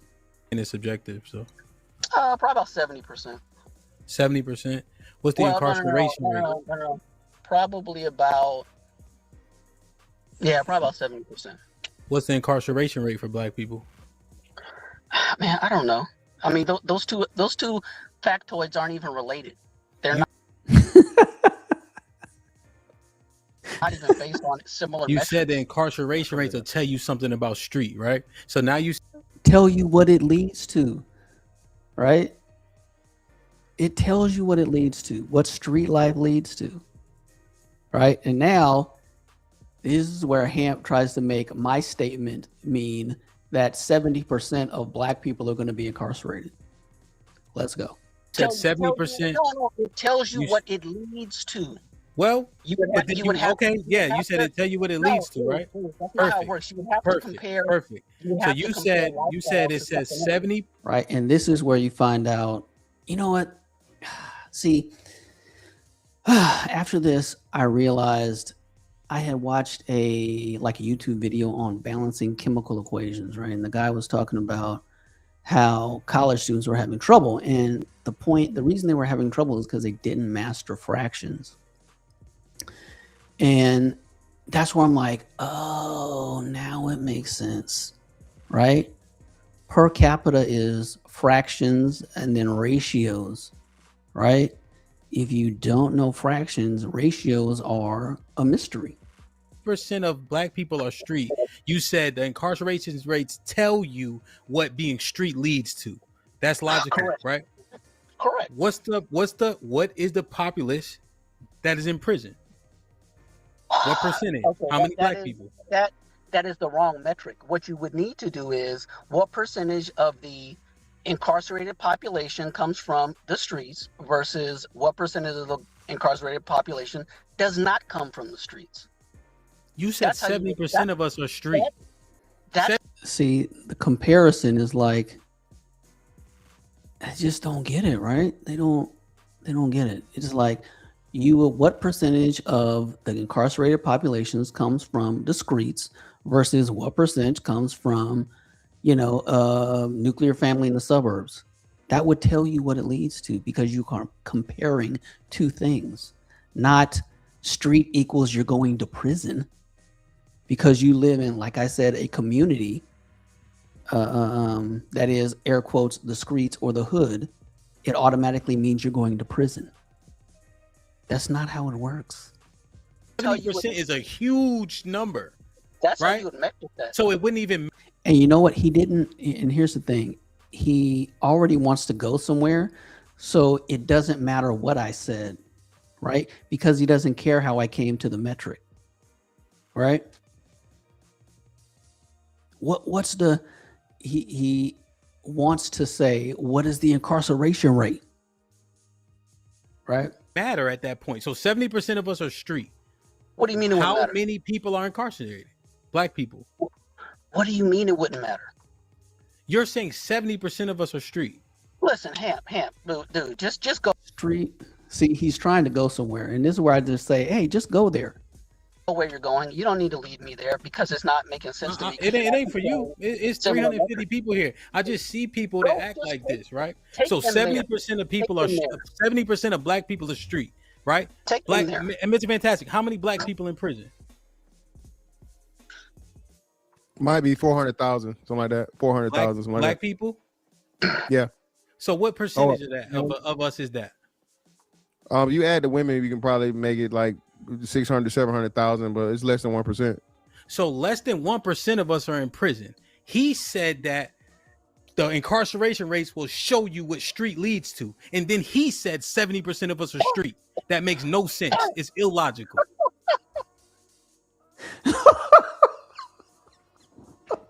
Why is it illogical? Right? If you would have to, bro, he only knows absolute numbers, right? This is like fractions. Fractions aren't real numbers either. Fractions and ratios, and see, because ratios are relationships between different things, right? If And that's just regular. That's just simple. That's linear. linear what? Compared to what? You have no baseline. You're not comparing two things.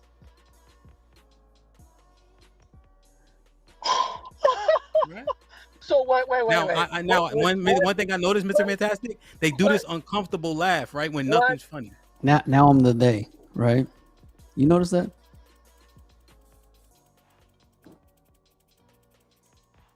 what I always know percentage? that that's a deflect. No, Hey, so no, no, Trey, no, Trey, when you no, no, start no. hearing that, when you start See, hearing that, Trey, that's a you deflection don't tactic. When they do that, you when they do don't that know. facetious laugh, he know that he bit I himself in the ass by putting those two well, numbers together. I Right? already told you. I already told you. Yeah, we know You what would you have told us. you would have to examine the incarcerated population and then see who comes from the street and then who does not. But Right? that would make You're measuring an effect, not the raw It makes number. no sense. That's that He ridiculous. said that's Yeah, what it leads to. Oh, yeah, that's if you contradictory. That contradictory. But wait, if but you wait, wait, If prove you're it's in not essence saying that 70% of a population is in the streets and only a small minority of that is being incarcerated, you're not making any conclusion by saying that's what the streets leads to. Dude, you have to compare the two. You would have to say what amount of the incarcerated population comes from the suburbs and two-parent homes versus comes from the streets. Majority of the population you think is in the street. no, but wait, you don't catch it. You don't catch it. No. What you He's do going- is what can I talk? What you do Yes, is yes, again please, you please. compare the percentage of the incarcerated population that comes from the streets, and then you compare the amount of incarcerated population that comes from the suburbs or the upper class. In other words, cut the number of the incarcerated population in half and make it smaller. What? He said, did he say cut it in half? He thinks half of the bro, I didn't catch this before. He thinks half of the incarcerated population comes from the suburbs. Population that comes from the suburbs or the upper class. In other words, cut the number of the incarcerated population in half and make it smaller. What? So In other words, what you would do is you would lessen the number of people that came from the streets because you would have to contribute a portion to them from coming from the suburbs. So what you're comparing based on a ratio, dude.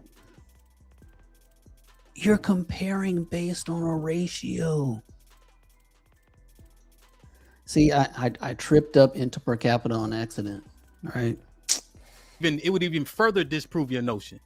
No, it wouldn't, because the percentage of people that are incarcerated that come from the streets is like 90%. So this is the difference between a real laugh and a laugh. See, he doesn't this is what I realized he doesn't understand.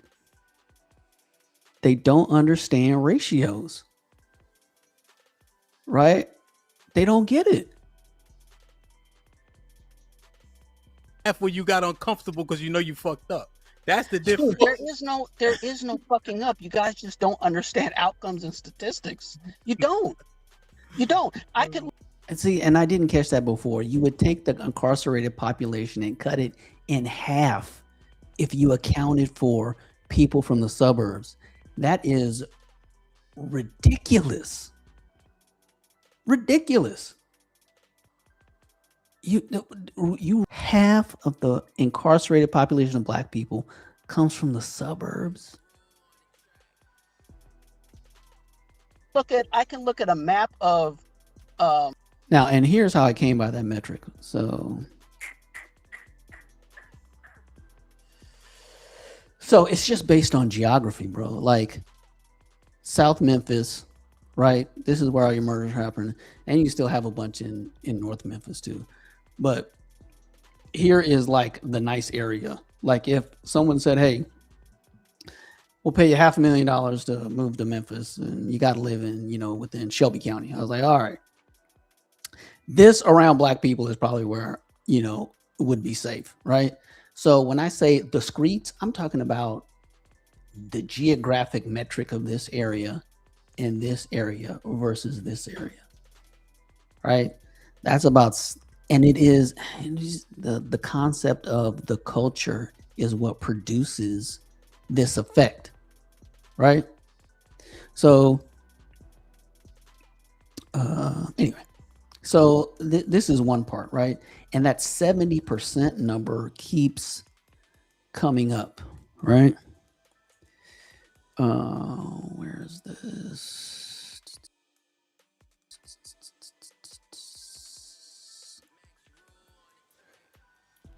Ah, here it is.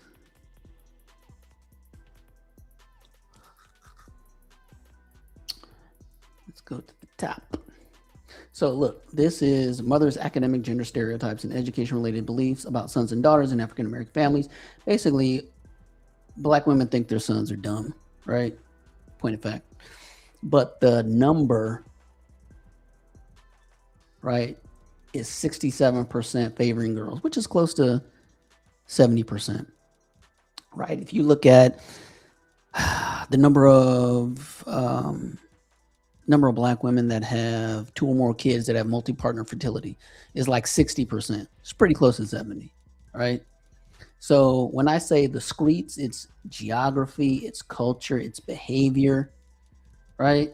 You got about 70% is the hood. Like here's Jacksonville, right? 70%, I'll call it, here and here. And here this is the area where the Black people live in much nicer homes. I'm going with about 70%. Hey, what's up, King Pix?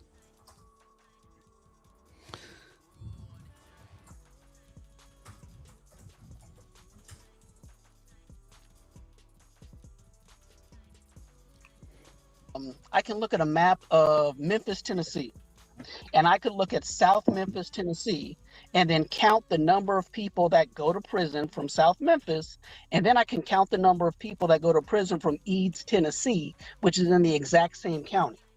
And all those Black folks out there are living in $500,000+ homes, right? So if you have 100 people that go to jail from that county, 99 of them are come from East Memphis.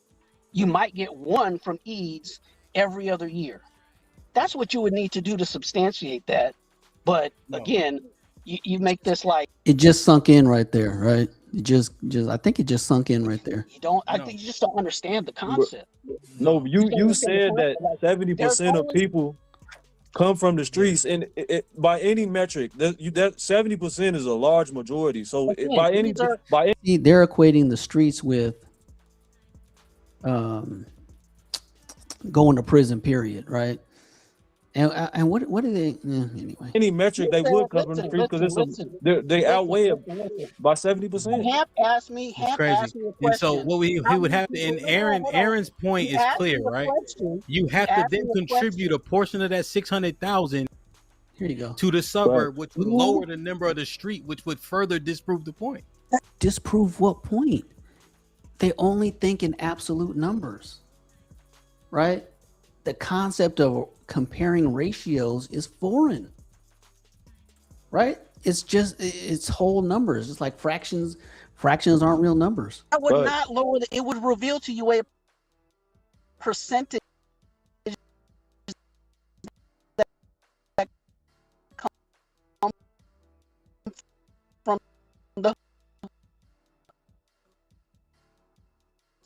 streets. Oh my God. But it would be less. It would be less. Destroyed. A real conversation with us, right? You guys come up on a panel. See, and he wants to have a real he wants to feel good, right? He wants to feel good. I mean, and and what I don't realize is, or what I didn't realize at the time is, they just want to feel good. They just want to feel good talking about it, right? Like solving, and then they'll get around to the in face of critiques, right? They usually get around to this conversation will go to, well, you don't have no solutions, right?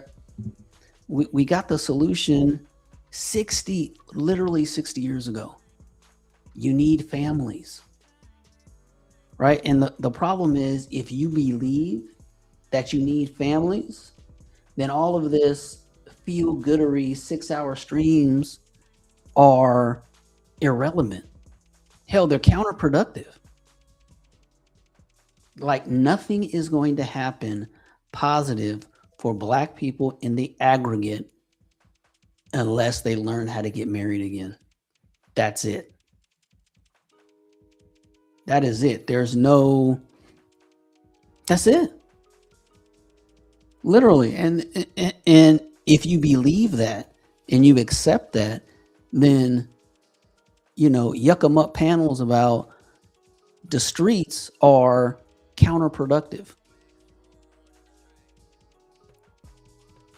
So, like, you know it all, like you on this high horse, right? You goddamn right I'm on a high horse. I got results in life. I noticed it even when you was in the chat. And what we realize is you don't know what you're talking about. You say you live in Mayberry, stay in Mayberry. We have proximity to we and that is the problem. Right? And I don't go for the prove your bona fides to me, okie doke. Nah. one another, and we're having a real conversation about what to admonish. And what to admonish, right? Listen, man. 60 years ago, right? 60 years.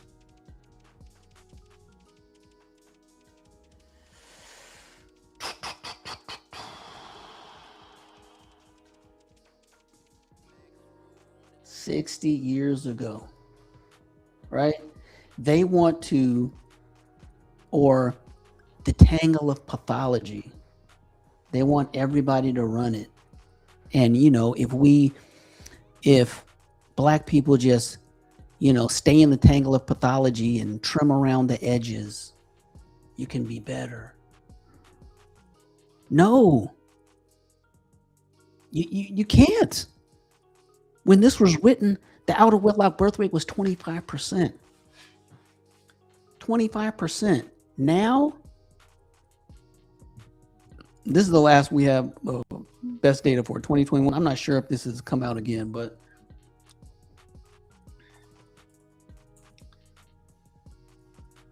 right, births to unmarried women. Right, the percentage of non-marital births in 2021 increased from 2020 for non-Hispanic Asian women, 12.6%. Hispanic women, 53.2%. The percentage decreased for non-Hispanic white, 27.5%. Non-Hispanic black, 70.1%.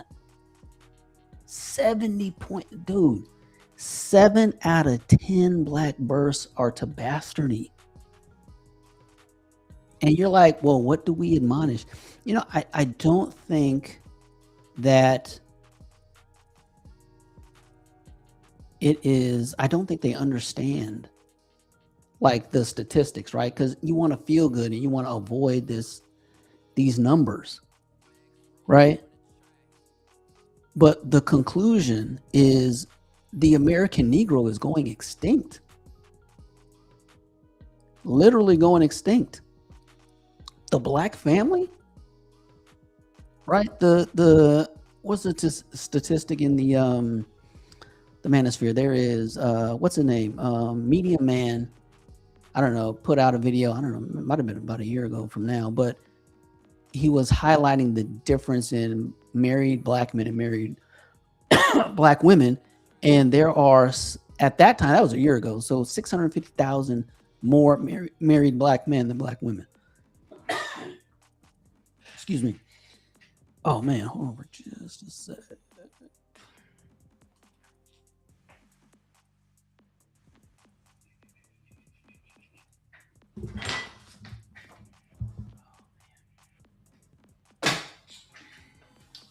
All right, 650,000, bro. So that's like interracial marriages, and black women have, I think, more children than black men. So the only way they can have more children than black men is if they're having even more bastard children interracially. So that, and wait, managing to have this high of a bastardy rate, plus what do we learn? Where did that statistic about the replacement rate, right? Now the black birth rate is like now 1.4. So it's under replacement. So you have a huge class, a huge baby mama class the men are dating out at an increasingly high rate, and the people that are left aren't having enough births for replacement, right? That adds up to going extinct, right? The black community has stage 4 pancreatic cancer, but listening to these panels, you would think that it's the common cold, right? You don't need a pat on the back. You don't need to feel good. Someone needs to tell you the truth. Someone needs to tell you the truth. And, I made this observation that what black person has enough ruthlessness in them to tell black people the truth? And I don't think that exists, right? I really like, what's his name? John Hope Bryant. But I notice he does a lot of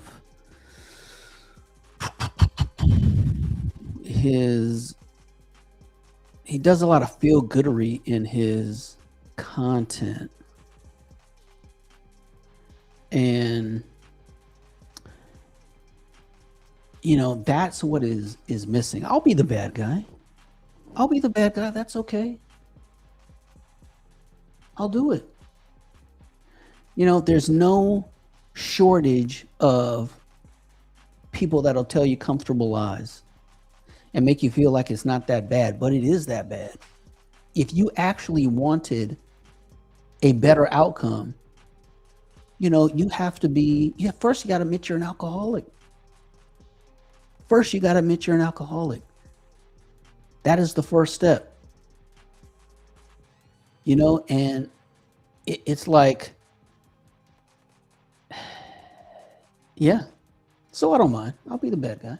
Ostracized, okay, right? But y'all come saying you don't got no proximity, you don't know no criminals, you don't know no black people, right? So stay over there, right? You got all the answers, just like you said with your kids and your daughters. You got all the answers. You ain't trying to have a real conversation. You're trying to act like you already. Oh, see, it's a conversation for conversation's sake. We just want to talk. That's what I didn't realize. They just want to talk. It's all about talking. That's all the they want. information, right? So why don't you go create a channel and then just give out the. Oh, I have a channel, sir. I have a channel. Information because you don't actually want to converse with us. Okay. See, you don't want to participate in our feel-goodery. So what you did, Hamp, was you were already. This might be risky. Yeah, to get it off. The thing I'm noticing about these types, bro. Like if we want to converse, let's converse, right? Did any of us agree? We've been disagreeing and all that, right? Right. Disagreeing on what? Right? Playing around the edges. How is the street really valid or is it not valid? Is it this or is it, bro? 60 years ago, they told you to stay away from the tangle of pathology. You didn't do it, and now you're at a 70% bastardy rate and a 25% marriage rate. Matter of fact, here is where is that? Right? This is your marriage rate and divorce rate. Right? It's inverted for black people. Your divorce rate is a few points from being double the marriage rate. You understand? Oh yeah, they did kick me. All right, that's another thing. It's like, you making noises I don't like. Right? Here is distribution of households, right, by race of householder 2019. Look at the light blue is black. Look at this. Under $50,000. That's what happens when your marriage rate is like negative. Right? When your marriage rate is inverted, right? It's almost half of your divorce rate. This is what your wealth looks like. Like literally nothing positive is going to happen until you get married. I do know it. I do.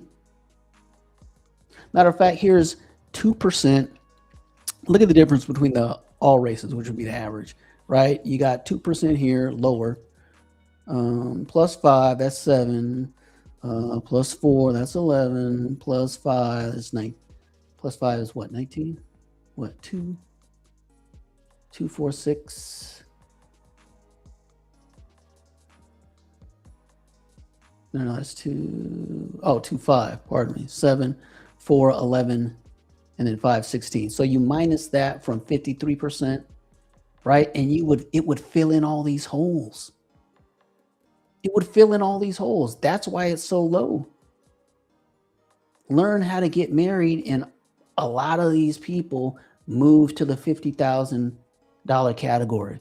If the single people in this category get married, then they move to this category, right?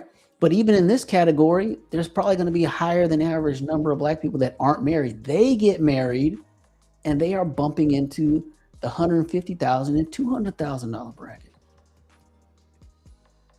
right? No, and it's that simple. But I'm sure it is getting worse, because now the latest average household income has Black people at the bottom. So I'm sure it's worse, right? So nothing happens unless they get married, right? But if that is the thing, then you kill the conversation.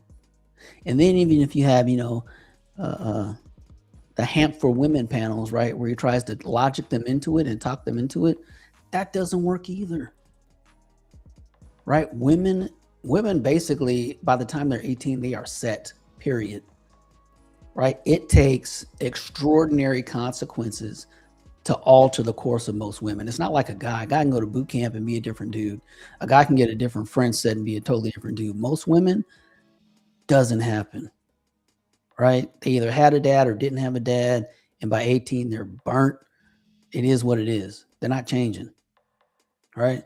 They only change in the face of extreme circumstances. And the only thing that really motivates them, right, based on what they put on social media is, like abandonment, basically, right? They don't care because they know you going. They don't care because they know you're not going anywhere. They know it, right? BJ, his name, not me, it's BJS Ibmore, right? Everybody said it. They know you're not going anywhere. Well, we ain't. I don't think you guys understand. What are you talking about? Yeah, you don't understand. It's ratios. That shit is tiring now. It's the condescension that makes this argument disingenuous, and it discredits anything else that comes out. See, I don't have to listen to him. Don't make me listen to him, mommy. He's saying mean words out of his mouth, because if he can't concede an actual point, and all of us look at a thing and call a thing, then they don't understand, bro. You cannot you don't understand the process of comparison and ratios, right? Literally said, you're going to cut the number of the incarcerated population in half by including people from the suburbs. That is wild to me. No, shut it down. He's not here to move the ball forward. Mm-hmm. He's just gonna be in your face talking a bunch of shit and trying to get under you. They aren't moving the ball forward. They're kicking the ball back and forth for 60 fucking years. Kicking it back and forth. Look at them. And how many, there's probably, who's married, right? I think Hamp's married, right? Is Aaron married? Because I know Hamp and Fantastic are married, or were married, right? He had his kids in marriage. Married his kids' moms, had 3 kids, yada, yada, right? And Hamp is married. Are the rest of these dudes married? Is Aaron? I think Aaron is. Aaron got kind of, I would tend to believe. But you think the majority of these panels are married dudes? If you wanted to have a conversation that actually moves the ball forward. You would have it with a bunch of married dudes, a bunch of married fathers with nuclear families, right? But that's not entertaining because that's what this is. Moving what ball forward? I mean, kids in Baltimore can't read. What are you moving forward without families? Your skin. And this, like my man Lee, right? Lee be talking his shit, right? But Leah, listen, Lee, you know, I don't know. It's just a different fit. It's just something about that disposition they be having, right? You know what it is? It's just earnest. You know what it is? A lot of people, and I think with that disposition, they underestimate the magnet that to a high IQ that this panel is. You know what I mean? Like, if you had to measure IQs feature on all the panels all over the place, I would say this one definitely leans toward the higher end, if not toward the top. Just by nature of the conversations are magnet to high IQs to begin with. And then your screening patterns and the standards that you hold the conversation to, furthermore, weed out. You got to come in here and know what you're talking about. Yeah. So I think people, that think like that or behave like that, underestimate the IQ that they're really up against here. Yeah. So Daly kicked him out for 10 minutes. Omar, you would need $5 more. I'm tired now. Like, we be talking too much for people to be, this, that, and this. Corny, man. I'm tired of that. You know what I'm saying? And I don't even get tired for real. I'm pretty patient. But I'll be seeing them. They be building up, talking crazy in the chat, right? And then they get an opportunity. And it's different when you just type in. Then when you got to actually converse, if we being heavy-handed, because usually I'm not heavy-handed. But I don't prefer that shit. You know what I'm saying? Call them out. 70%. The fuck? Prefer it. 70% was crazy. Gotta be out of your fucking mind. 70%. Out of your fucking mind. 70. You know what 70% looks like though? 70% looks like cops don't go near us, not in the neighborhood, couldn't touch us because we're just that violent or prone to violence. See, they're in their feelings, right? That 70% got them. Criminality, right? And that's how we would all be making it. The world would know it, we would know it, and that's just how the system would be, and we'd be able to not be held accountable because that's how we do it. 70%. That's what are you talking about, dude? And here's a stat that doesn't permeate the fishbowl is Black people are 50% of the murder victims. Like, what are we talking about with? They seem so offended by me saying 70%. Really, that's based on geography. Right? The hood, right? Air quotes, the streets.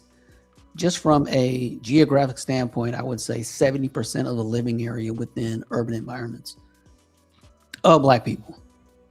So, and they're super offended by that. And he's like, they wouldn't be able to come around us. And bro, we're the most murdered people in America. Right? At 13% of the population, we are 50% of the murder victims, about 9,000 dead Black people a year. A year. You know, what do the streets lead to? Like, how many of those murder victims are in Eads, Tennessee? But then you get into ratios and, then it gets crazy. 70% would look like. But a minority that... What 70% would look like is being 50% of the murder victims. That's what it would look like. Does dirt that plays underneath the system, under the table, they get busted and caught all the time. It's a matter of time, but they do. Oh, and also Black homicides have the lowest clearance rate. Dude, but it catches up to them. Someone's always looking. 2025, who don't have a camera? Who don't know who you are? Come on. There's only a matter of time you can play that game. I played in the streets, but I don't live there. Yeah. Yeah. No, the fact he gave 70% shows how he views the people. Because that number's just crazy. Anytime time you bring up a drastic number like that in any statistic, just coming off the whoa, that is crazy. 70% See, they think, what do they of think anything. street? What do they think streets is? And here's the thing: he specifically said, what did he say? He specifically said, I don't care, whatever. It's subjective. You just tell me something, right? Because he already knew where he wanted to get to, right? Right. He got it, the incarceration buzzword, and already knew where he wanted to get to. So it really didn't matter what I said. I could have said 10%. It'd be, and the following 5 minutes would have been the same. Well, what's the incarceration rate? It's only 2%. You must be crazy. You know, this is what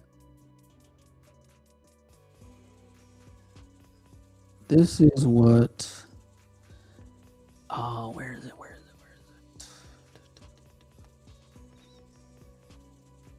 Oh, there it is. Hold on.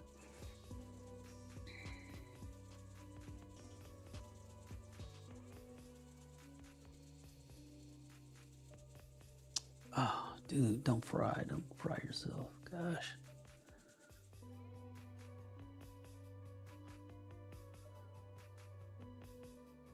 Man, my computer's being slow.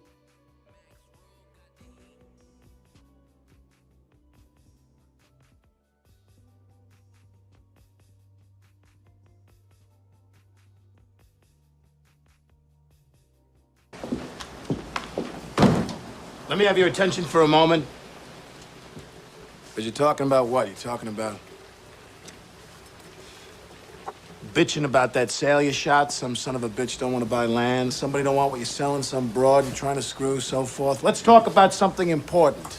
Are they all here? All but one. Well, I'm going anyway. Let's talk about something important. Put that coffee down.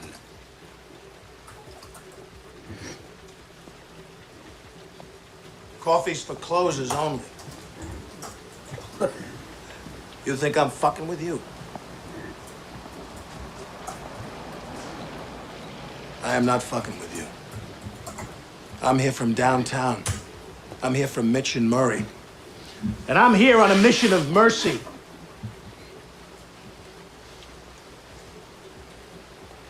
Your name's Levine? Yeah. You call yourself a salesman, you son of a bitch? I don't gotta listen to this. Fight has already broken out.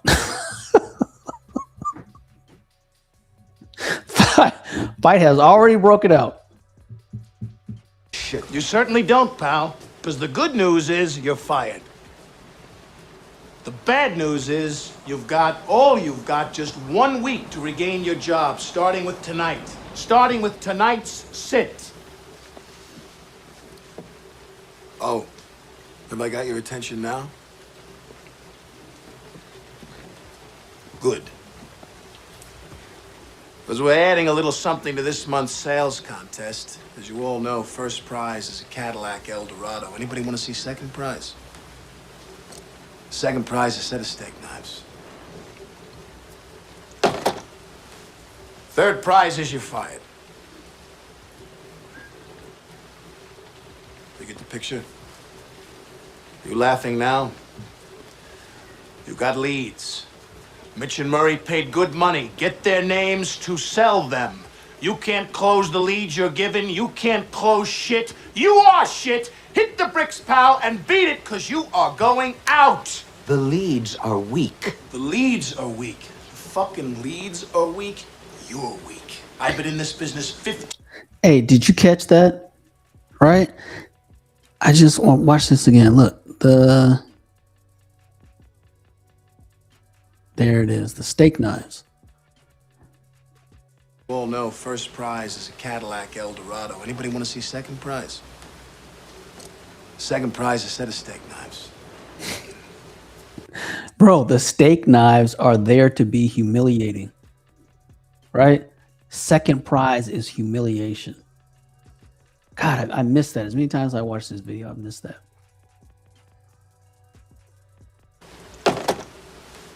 Third prize is you're fired. You get the picture? You laughing now? You got leads. Mitch and Murray paid good money. Get their names to sell them. You can't close the leads you're given. You can't close shit. You are shit. Hit the bricks, pal, and beat it, because you are going out. The leads are weak. The leads are weak. The fucking leads are weak. You're weak. I've been in this business 15 years. What's your name? Fuck you. That's my name. You know why, mister? Because you drove a Hyundai to get here tonight. I drove an $80,000 BMW. That's my name. Yeah, another fight would have broke out right there too.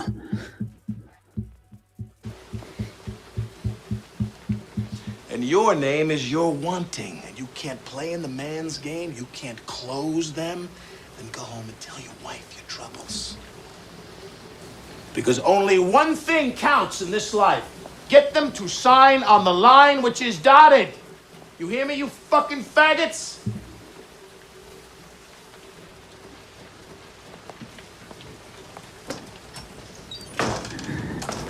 A, B, C.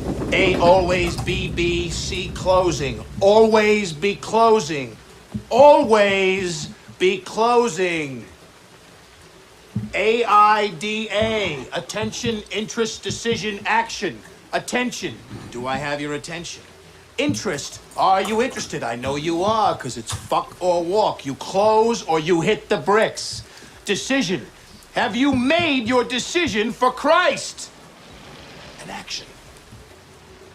AIDA, get out there. You got the prospects coming in. You think they came in to get out of the rain? A guy don't walk on the lot lest he wants to buy. They're sitting out there waiting to give you their money. Are you gonna take it? Are you man enough to take it?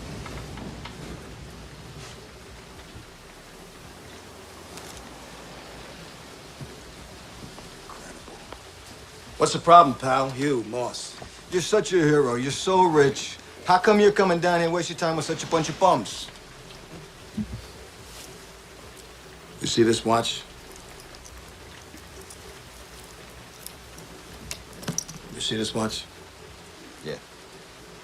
That watch costs more than your car. I made $970,000 last year. How much you make? You see, pal, that's who I am, and you're nothing. Nice guy? I don't give a shit. Good father? Fuck you. Go home and play with your kids. You want to work here? Close. You think this is abuse? You think this is abuse, you cocksucker? You can't take this. How can you take the abuse you get on a sit? You don't like it? Leave. I can go out there tonight. The materials you got make myself $15,000. Tonight, in 2 hours, can you? Can you? Go and do likewise. AIDA. Get mad, you son of a bitches. Get mad. You know what it takes to sell real estate? It takes brass balls to sell real estate.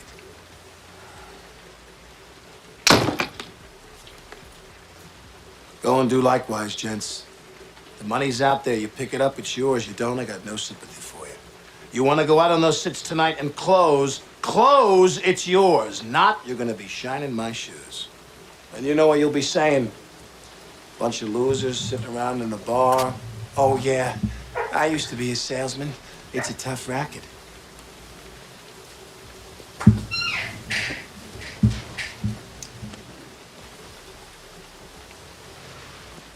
These are the new leads.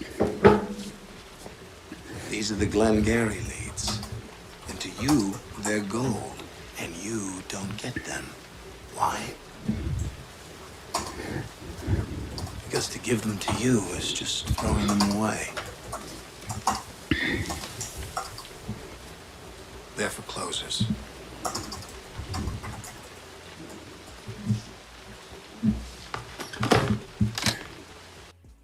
No!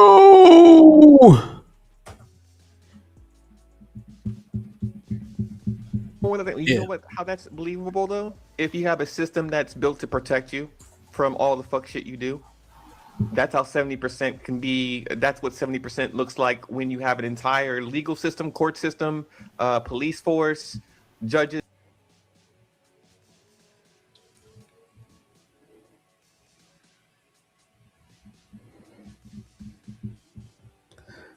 Come on.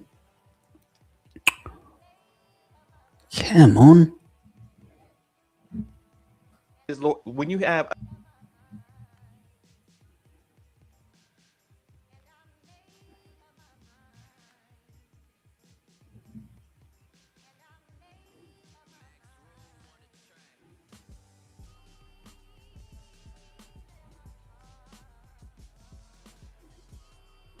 a jury. No.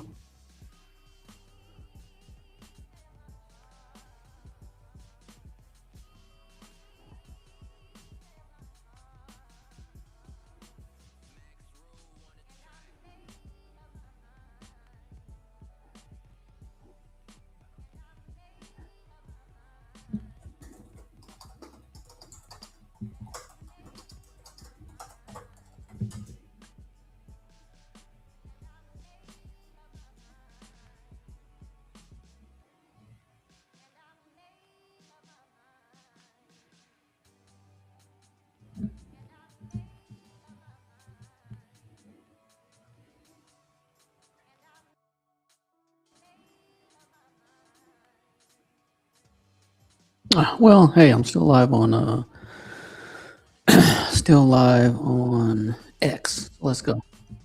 When you have everybody that looks at you as a human being, you can get away with all 70% of that. Somebody can get away with all the fuck shit. Oh, and go home. Oh, my bad. So, wanted Aaron. Oh, excuse me, Freeman to have a conversation with Aaron. Freeman, if you stay there, I'll bring you up so can so you could converse with Big Aaron, and then we getting out of here. I'm tired as hell. Where you going? Wait. What time pop? Yeah, no, I was on my way to the range. This is funny. Yeah. All right. If Freeman will come back, then I'll drop us down, and then once they done, we going to bed. Oh, well, I ain't going to bed. Damn, I meant to get some cheeks before she left. Fucking with y'all for 7. I'm gonna go because he come here. Gotta be safe at that range, man. Shit, y'all gotta grow up, man.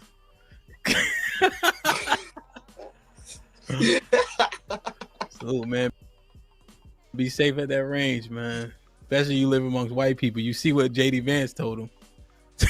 I ain't going to no range. Why does looking at something from the 50,000 foot level mean I live around white people?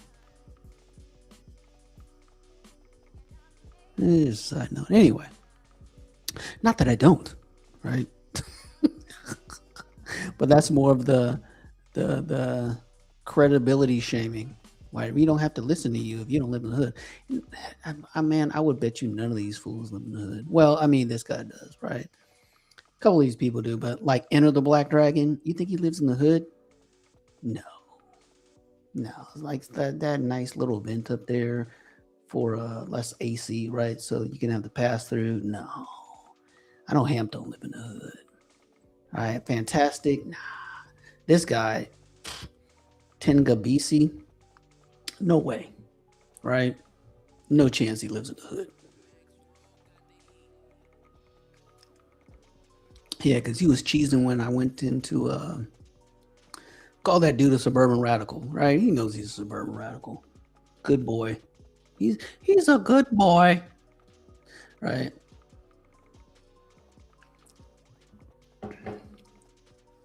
Even no white people in a long while, man. Damn. Oh, speaking of which.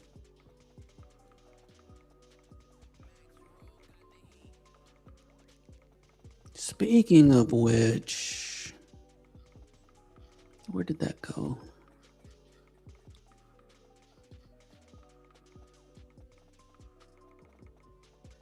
Never mind. Oh, yeah, if you train firearms, you're gonna shoot. If you train firearms, you're gonna shoot around white people. That's just how it is. I mean, there's no I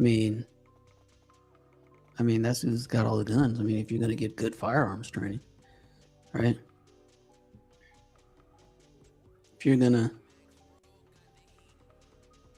do this, 137. Yikes. John Wayne. 137. Yikes. John Wayne. right? You're not gonna get a certain level of proficiency,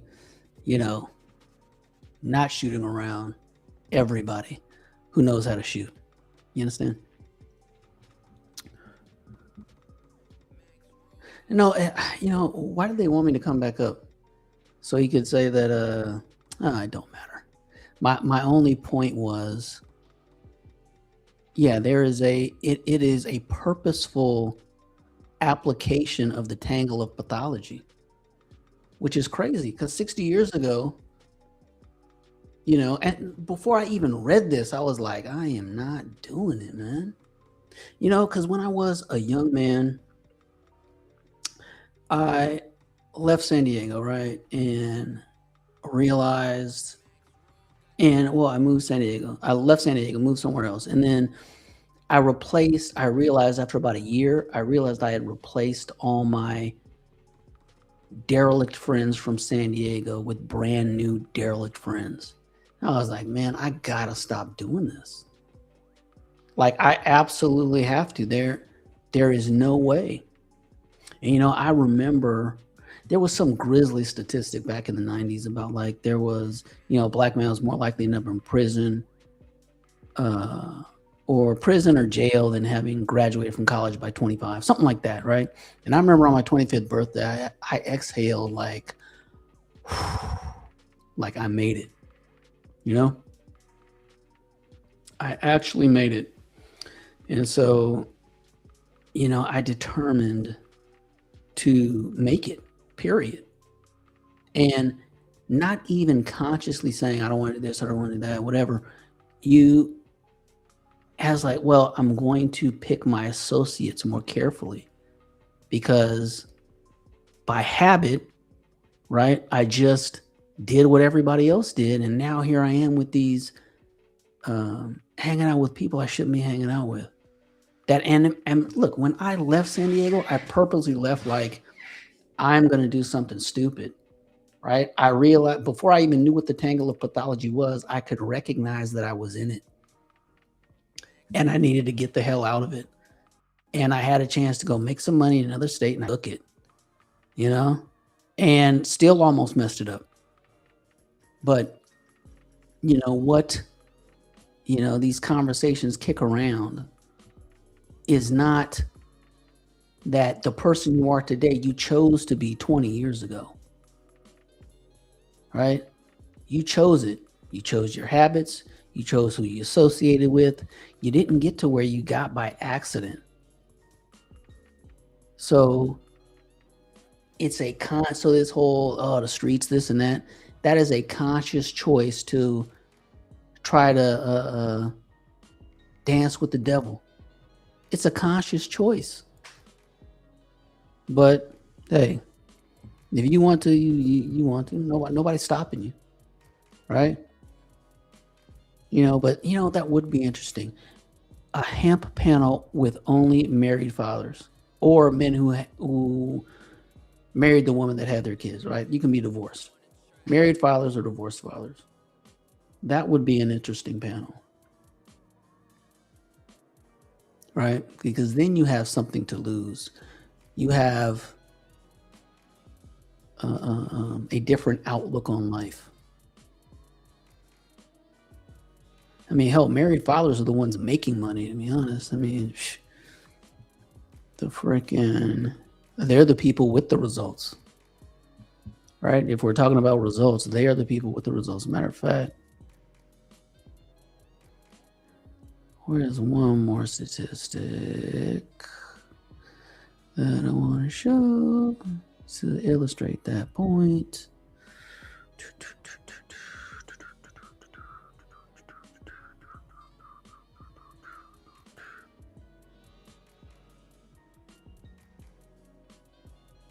Where did you go?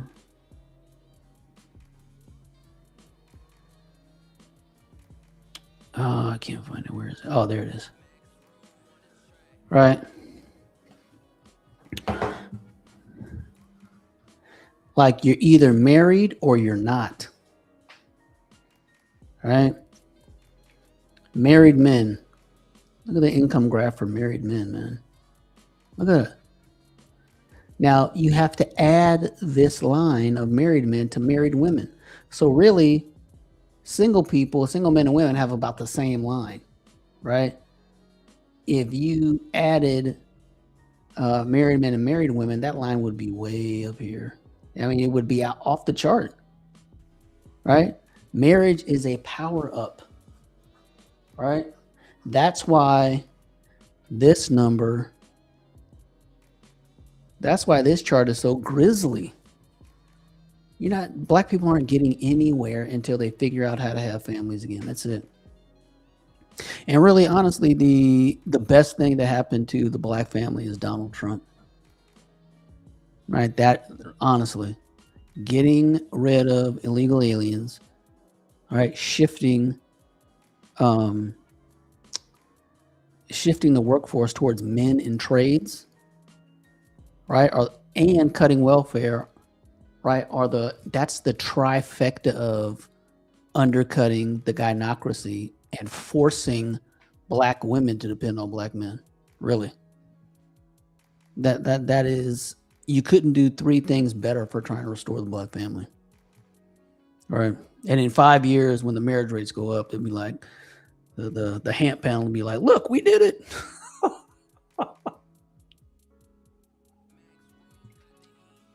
They said we're just talking. But like, nope, Donald Trump came and saved you. But anywho, that is all I've got. Yep. They said we're just talking. So, yeah, that's it, man. Let me play my outro. And I will talk to you good people later.